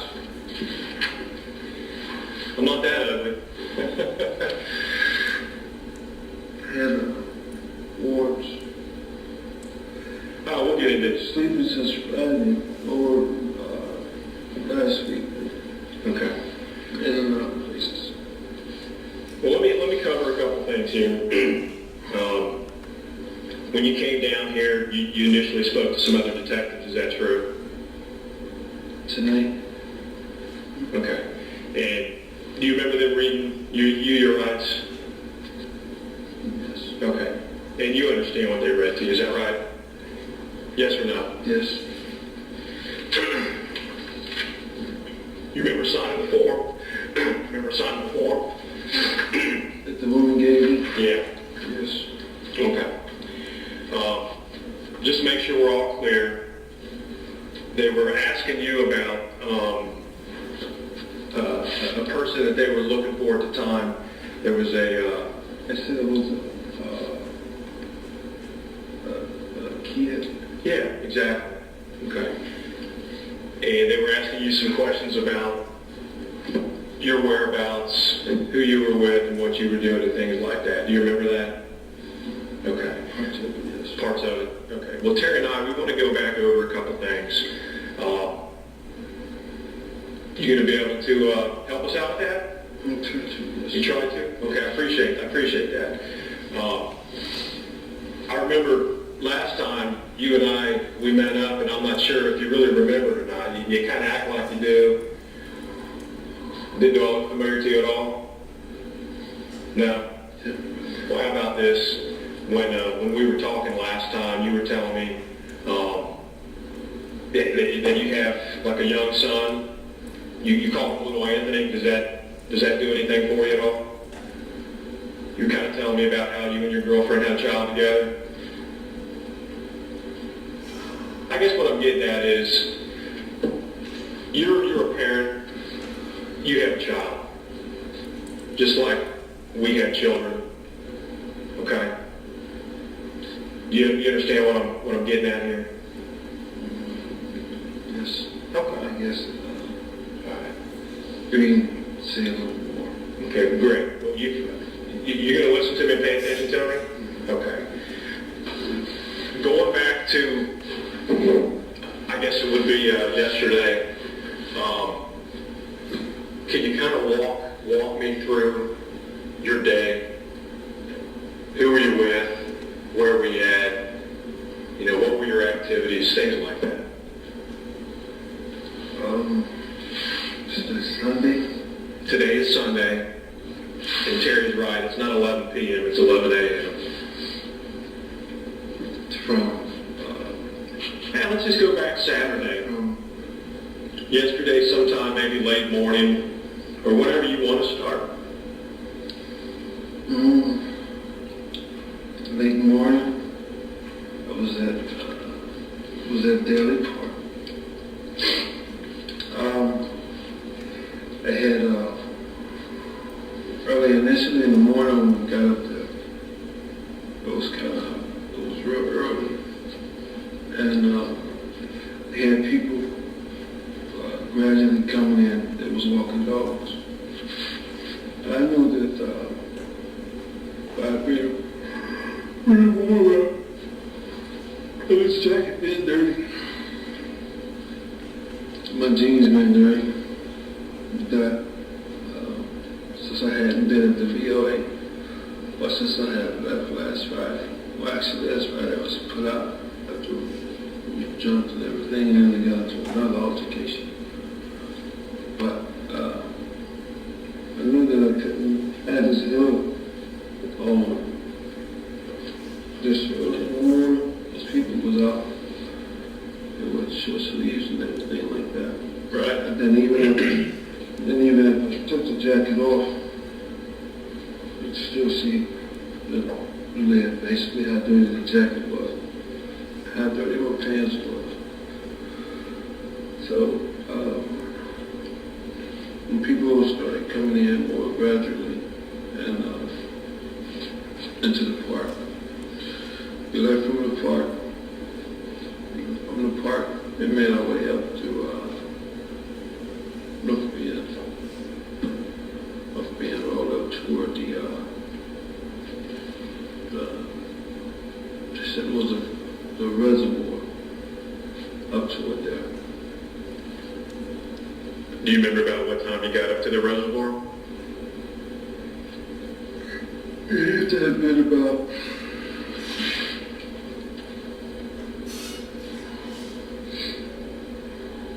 might have been about 10 or 11. And we're talking about Saturday, 10 a.m., 11 a.m., somewhere in that time frame? Okay. So you leave Daly Park, and let me ask you this, were you sleeping down in Daly Park the night before? Well, the night before, it was in It was in Avondale. Okay. Avondale, I've been sleeping in and out over there. Okay. Over in Avondale. Back and forth. It's the last couple nights there have been cold. You get chilly? Chilly at night? It was warm. It was warm. So what takes you to Daly Park Saturday morning? I knew I was trying to get over up to the way to see my mom. They had been out since Saturday to keep out of the LA. I was trying to get my way up around to there. I know that a parole officer had probably put warrants and everything out on me. So, I mean, I didn't have any money. I hadn't had a meal. Hadn't made. Pretty hungry. Yeah, I was hungry. Was that the reason for going to Daly Park? Maybe to get a meal from somebody, or, Well, to you get know, up, people grill out there and things like that, don't they? I got up there a lot. I mean, get up toward that area so I could see my mom. And to see your mother? Yeah, see my mother and then turn herself in. Where's mom stay at? She stays in Philly, a couple streets up from Daly Park. Okay, so pretty close to the park. Okay. So you leave Daly Park and then you head over to the reserve.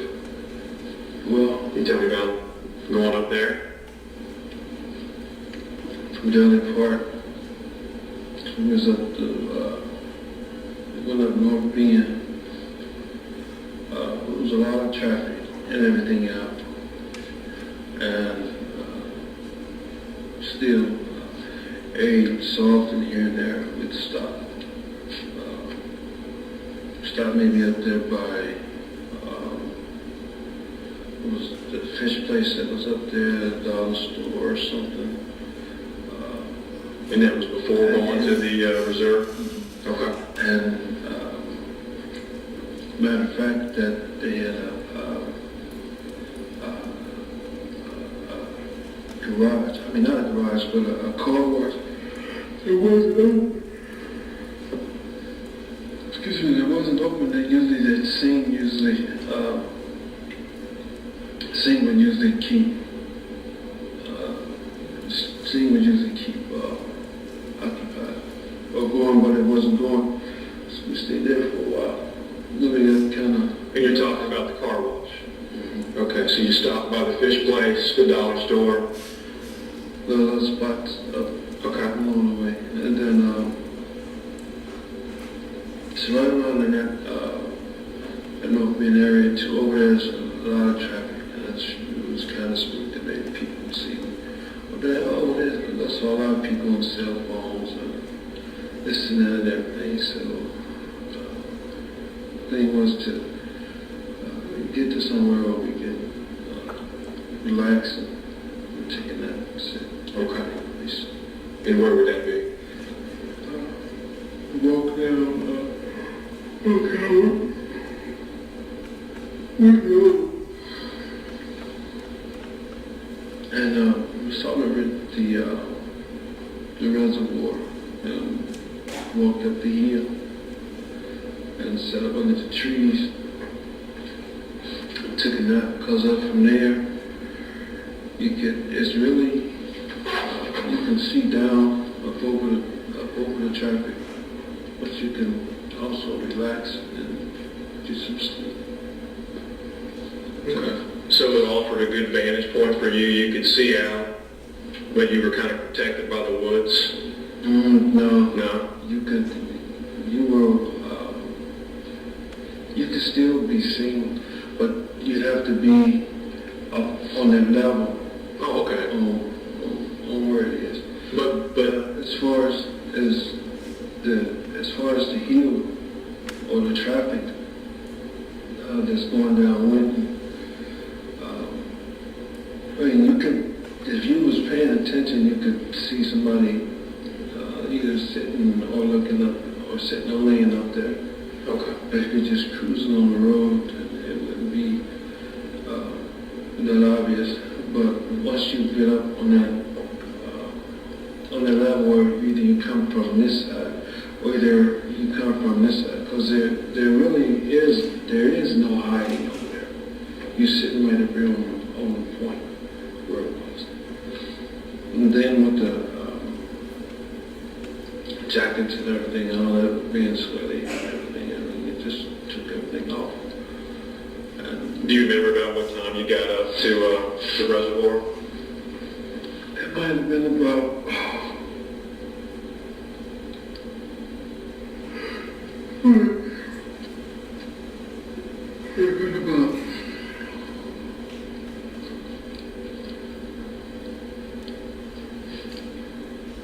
maybe,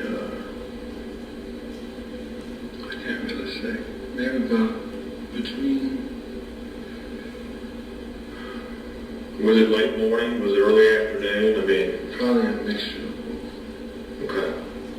So would it fair to say, I don't know, late morning, noon, early afternoon, 1, 2 p.m. Saturday, that you guys, or that you made it to No, because the park or the reservoir? it was earlier than that. Okay. I don't even think it was that late actually when we left Daly Park. But I know that people were coming in. Because of the dogs. Okay. I don't know. And those would be like the morning dog walker type people? Well, it was dogs and it was women and children. Okay, so folks just trying to get some fresh air, some exercise kind of thing. Well, let me ask you this. How long did it take you from Daly Park, how long did it take you to walk to the reservoir? And I know you said you had a couple stops along the way, but that might help us figure out about what time you got out there. We were walking, trying not to, because I didn't want to be noticed. I understand. So even with the hood and the hat,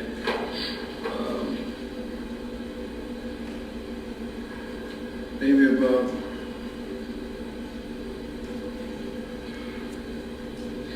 an hour and a half, or maybe it's that long.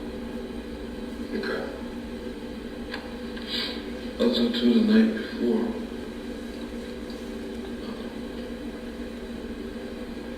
On that Avondale, on Grocery, we have been doing a lot of walking too up there. So when we get up there, I take my jacket off. You're at the reservoir now, right? You're at the reservoir now, right? Okay. You said you took your jacket off. Are you alone or are you with someone?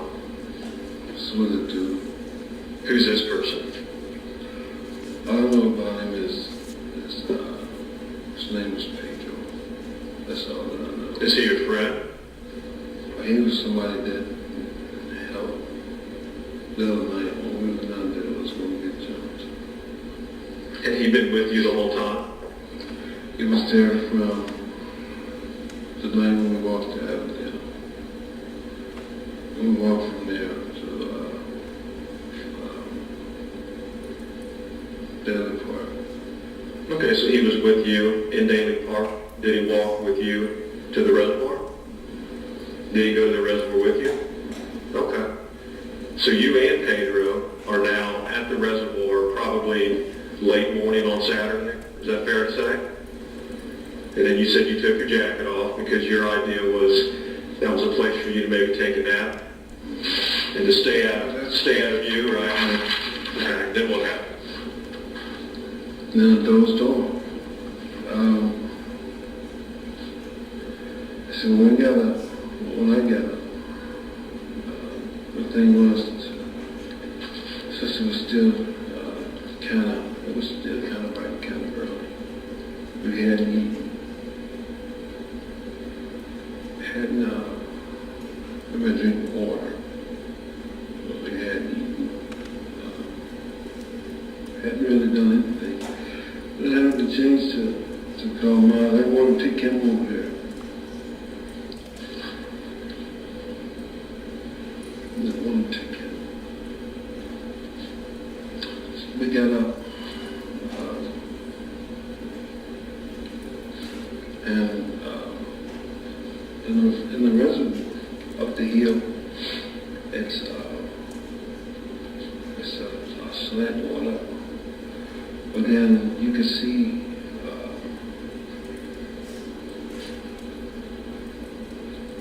well, maybe not as good, but you can see probably a little better that way than you can there. Well, anyway, we went toward the back to go down the back street. To go down the back street, 12 wooden terrace into there. And so it was beers. That's what it was. It was beers and I can't think it was 24 case. But it was like 12 left in there. So we sat there and started drinking. What kind?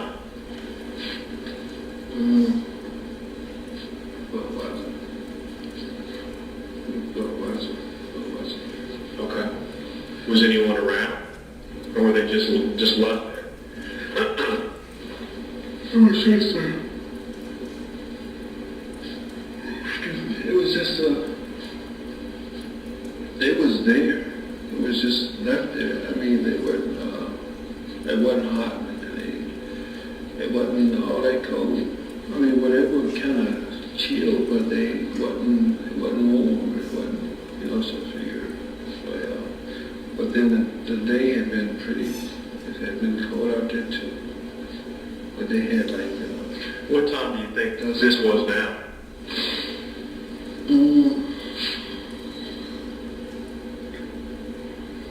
That's too something that.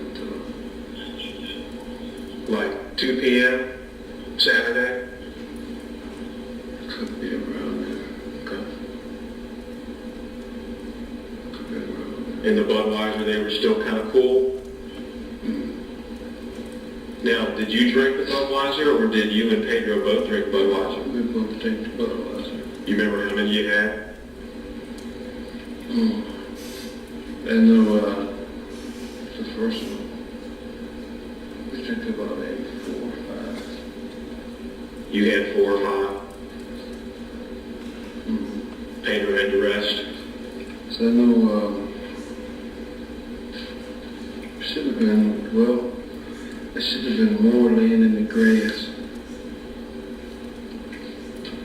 Were there any empties that you saw? In the case? No, other than the ones, well, yeah, anywhere. I mean, or were the empties just gone? And when you say case, you're talking about like a 24, like a real case of beer. Right. And then when you come up on the beer, there's 7, roughly. When you walk upon the beer, when you find the beer, how many are left in the case? It was 2 6-packs. Okay, so 12. It was 12 in there. Okay, so there's 12 left, and you have 4 or 5? Does Pedro have the rest, or do you leave some?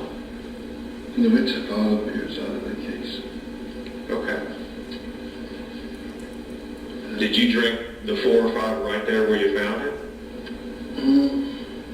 Well, we sat and drank them. Well, hear me out. Versus, do you find the beer?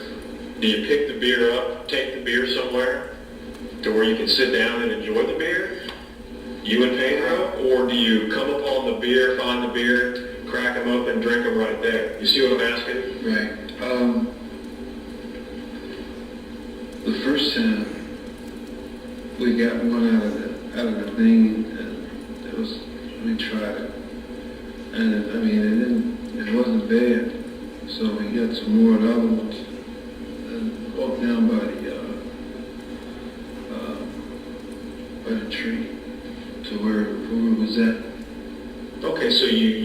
you crack one open, taste it, it's tasting pretty good still. Then you take the rest back to the tree where you guys were and finish them? Right. Is that fair to say? Well, yeah. Okay. And then, from there, we didn't have, all the beers weren't finished. All the beers weren't finished because after, from getting up from there and getting there is when we headed down toward the back street. What street's that? Which back street is that? It's the back street,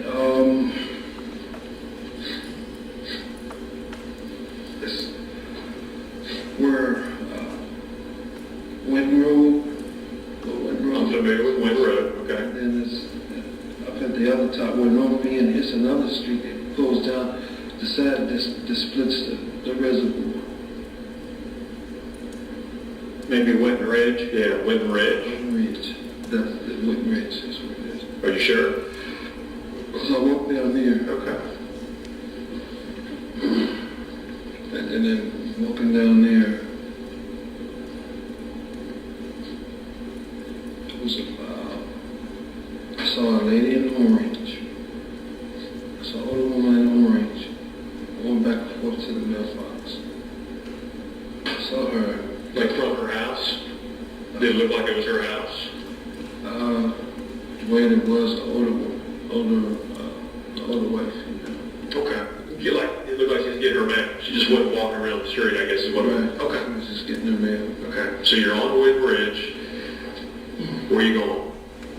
I was actually going down the hill. We had a lot of noise, a lot of cars, a lot of traffic. Right there, so I circled back up. And then circling back up, we went around the front over the side of the reservoir.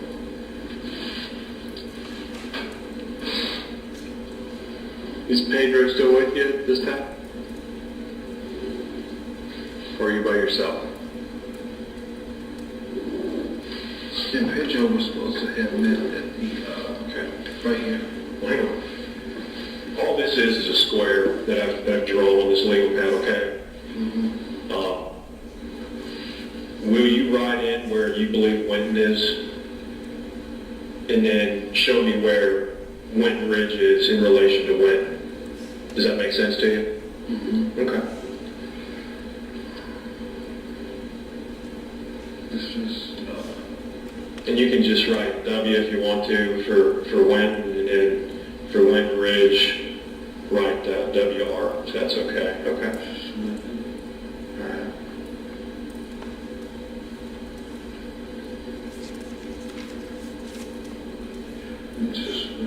Okay. I just want to make sure I'm clear what you're saying. I understand. Okay. All right. Yeah, I tell you what. Put an X or a B, how about where you located the beer?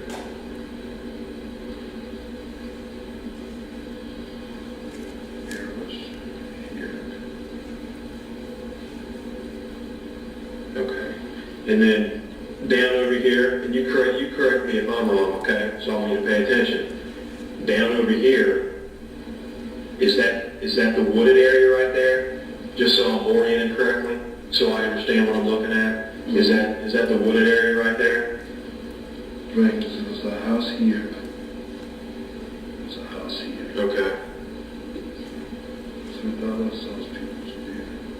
Oh, okay, that makes sense. I got you. That's why I was hesitant about it.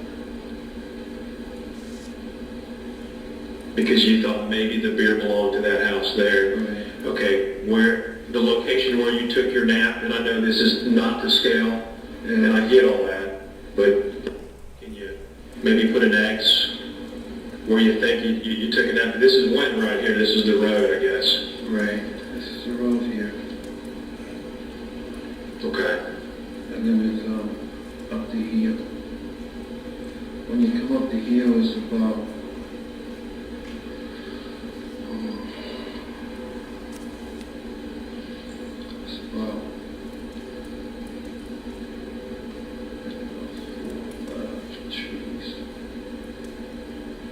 right here I'm talking about, right? As soon as you come up the hill, as you can see down here,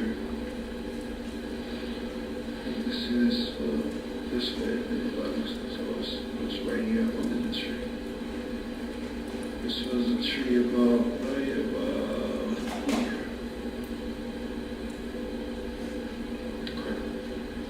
One there.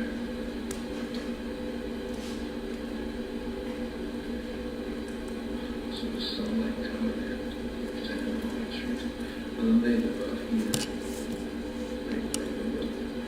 But then there was some other trees. Some other trees here. Is this reservoir, is it elevated up in comparison to Wind Ridge? Does it sit higher up? You're looking down. Is that how I'm understanding you? The building is elevated, but the hill, when you're looking down, when you're sitting there, it's a tree. Okay.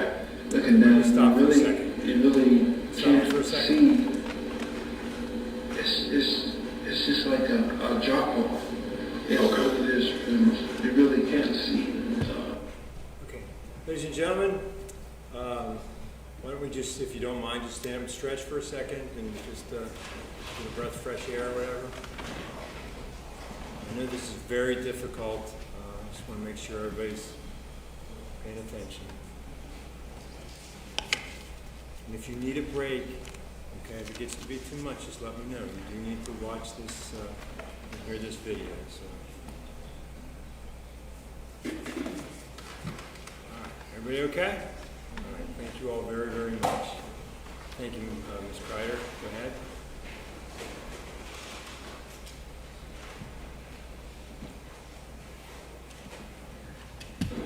You can see the cars going by, but if you like lay back, So it had some privacy, and that's what attracted you to this location. once we got up there and got the walk, Okay.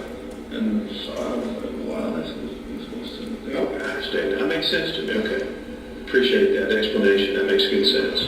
So you've been paid to find the beer initially. You test one of them here, then you take the rest of them and you go back to the tree where you napped earlier. Okay. And started walking. Hang on, do you drink anymore? Or do you just save them? Save them for later. We didn't drink them all. Okay. So do you drink some? We drank some. How many do you drink back here? It was probably about 4 or 5. Okay, do you know how many Pedro had? Okay. So you drink 4 or 5? I know the first one. Well, it's probably about 4 or 5 total. Because the first one, from not eating and not having anything, it just rushed the system. So when the rush memory was like a buzz. But then... Did you say buzz? Mm-hmm. Oh, okay. A buzz. So, I mean, our Budweiser, so the Budweiser was really like a weak beer. So, Right. from the first one. Okay. And so you have the first one up here, more or less to test it. You then take the rest back here. Now let me ask And you, then I had 2 or 3 here. do you take the entire carton and all the bottles, or do you just pull the bottles out and take them back?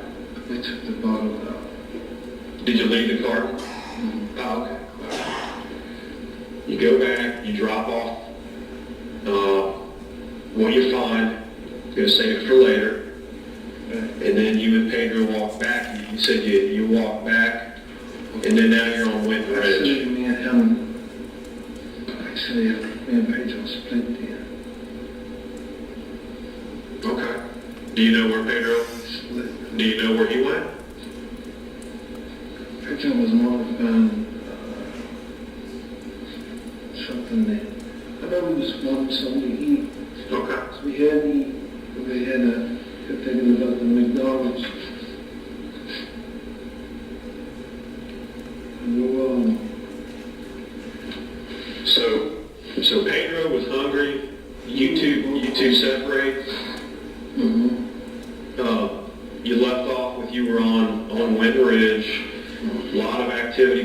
on, you're not trying to be found, is that fair to say? Yes.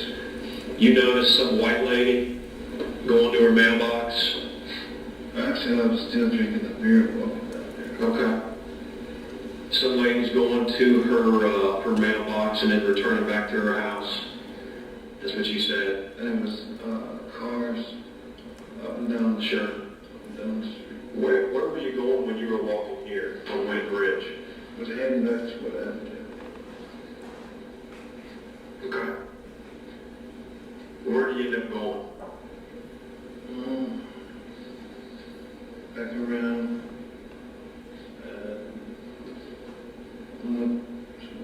around this way.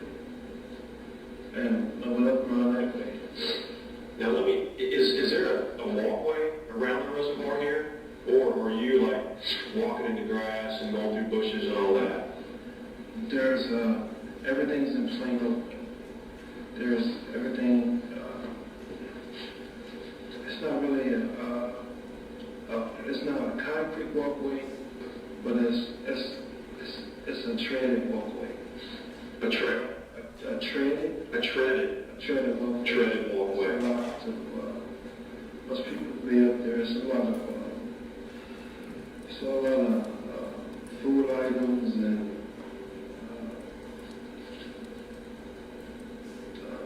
food item containers, beers, cigarette packs. And this is all around the reservoir here? Mm-hmm. Okay. But see, he didn't have any warrants or anything of that. So, right around in the year when we were drinking the beer, and I go down this way. Okay. And, but when I saw them people, it kind of spooked me because there was a lot of people there. Where? Cars open. Just in general on Wynn Ridge? Mm-hmm. Okay. And this, what I've seen about it in the past, it's not really, but it was a lot of traffic Okay. and everything. So you see a lot of traffic. Your initial thought is you're going to try to head back to Avondale, and then you indicated with your finger that you went around this way. Right. Okay. What'd you do? What'd you do next? Walked around the rental board. Okay. Toward the end of it. That's when I found that around in here. I found a watch. And a watch. What kind of watch?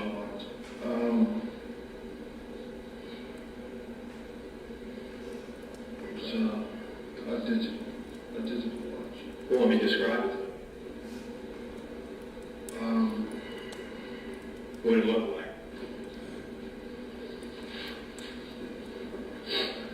Let's see. It was kind of, it was purple. Okay. Where'd you find it at? Right about here. Was it on the treaded area, or was it down in the woods, or? It was coming around, it was where it's a big tree. It's a big tree that marks the place here. And then this little stone path right up in there. Okay. And it was like over us toward the stones and I think it was also a radio, but they were like On the radio too? they were scattered. Okay, wait a minute for a second. You're walking around the building, the reservoir. You're back on the Winton Road side of the building, and then there's some stone, like a stone path over here on this side that you're describing to me. It was actually a driveway. It was actually a driveway that goes down. It's actually a driveway. Okay. And then when you're, I'm sorry, A block up driveway. a blocked off driveway? Okay. And then when you're on this side, You said a purple digital watch, and then a radio, It was a pink radio. a pink radio. Okay, and they're off into the woods, just right off the little stone path of the driveway, the block off driveway here. But not really the driveway. It's like, also it was a pipe there. I was trying to remember because the only reason I wanted to see it was because I was buzzed. I was buzzed and looking down, watching it, so that I wouldn't fall. Okay. From being tickled. And that's wrong. Well, about how far away, like if you're over here walking around the building, about how far off to the left were these items? In feet. 5 feet, 10 feet, 25 feet, 35 feet. See what I'm saying? Say that again. Just how far away were the items? If you're up here walking around the building, and I understand what you're saying, you had a few beers on an empty stomach, so you caught a buzz. About how far away were these items? So you said you were kind of paying attention because you didn't want to fall down. Were you down in the woods a little bit, walking in the woods, or? No. Everything's still up on high ground. Okay. It's still up on high ground. It's probably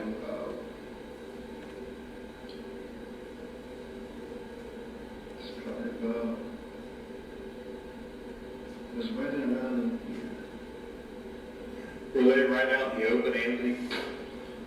Well, They weren't in the woods or anything, right? They were right out. they were out in the open. Okay. But you didn't notice the watch until you noticed the radio, because the radio was pink, and that's what stood out first. Was there anything else special about the watch or the radio other than purple and pink?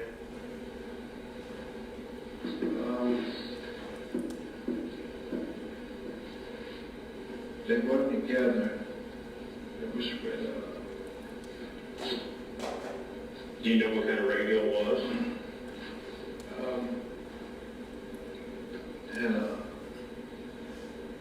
I know that the earplugs had like a plastic mono. Okay. So this radio was the kind that had the earplugs? Mm-hmm. Okay. So what do you do when you see these items? I pick them up. Okay. And then what do you do? Put the watch in my pocket and I try to get the other thing to work, and then so I put that in my pocket. Okay. And then I go down the side of the hill. Okay.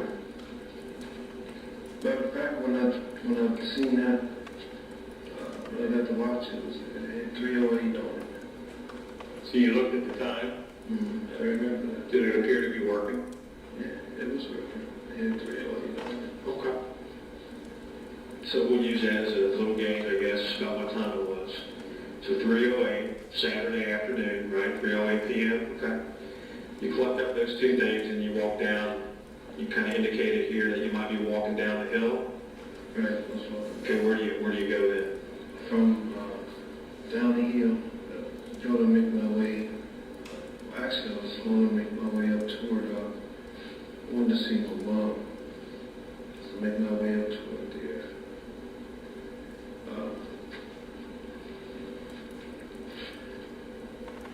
I sat near the McDonald's, and so I was worried about staying out of the way. And then I was over by the BP and everything, and walking down there, and I sat and stayed over there by the gas station. Yes, sir. The gas station, the car wash. Okay, so So what? just make sure I'm clear. You collect the items up, you go through the woods, you're back down on Wynn. From there you go to McDonald's. Which one?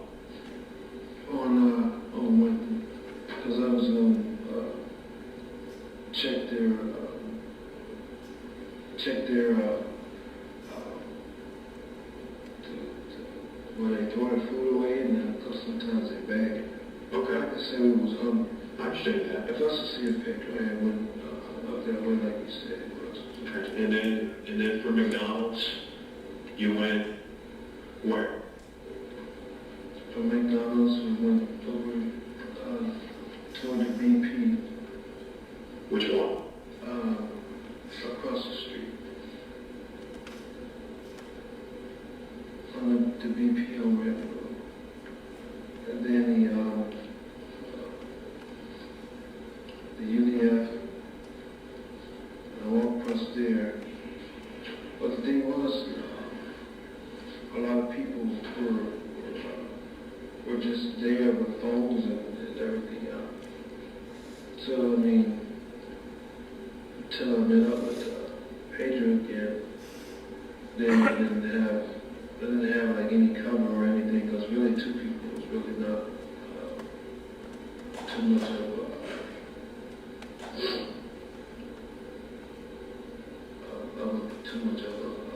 what you call it.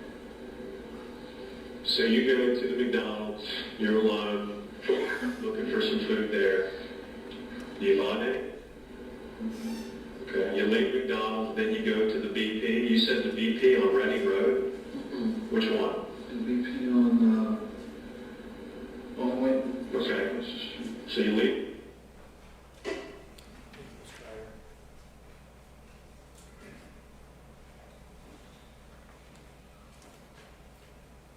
Ladies and gentlemen, first of all, let me say, this is difficult. You guys are being troopers and doing this. If you feel yourself in any way, feel like you're going to doze off, where it's only natural. I'm not picking on you or anything. I mean, it can happen to anybody. Just, you need to listen to this whole thing. So please just let me know, hey, I need a little break. I need to walk around, get fresh air, get a drink or whatever. And I'll try in the future here to maybe take some more short breaks just to keep everybody moving a little bit, because I know it's difficult, okay? And I sure appreciate your efforts. We're going to call it a day, okay? And you can just think now, if we did the full day thing, about 4 o'clock, 4:30, how you'd feel, sitting there watching this. So I think this is working out good for us. You guys are doing great so far. We'll do the 4-hour thing again tomorrow. I'm going to ask that you be here about 9:15. The docket's a little shorter in the morning, my criminal docket, so I should be able to get out here and get you guys out here at 9:30. We're going to be doing this type of thing for a little while now, the next couple of days. So get a good night's sleep. Remember the admonitions: do not discuss this case among yourselves, do not permit anyone to discuss it with you or in your presence, and it is your duty to not form or express any opinion on this case until it is all finally submitted to you. Please do not view, watch, read, or any media reports. You guys have done great. Have a great evening. We'll see you back tomorrow about 9:15. All right.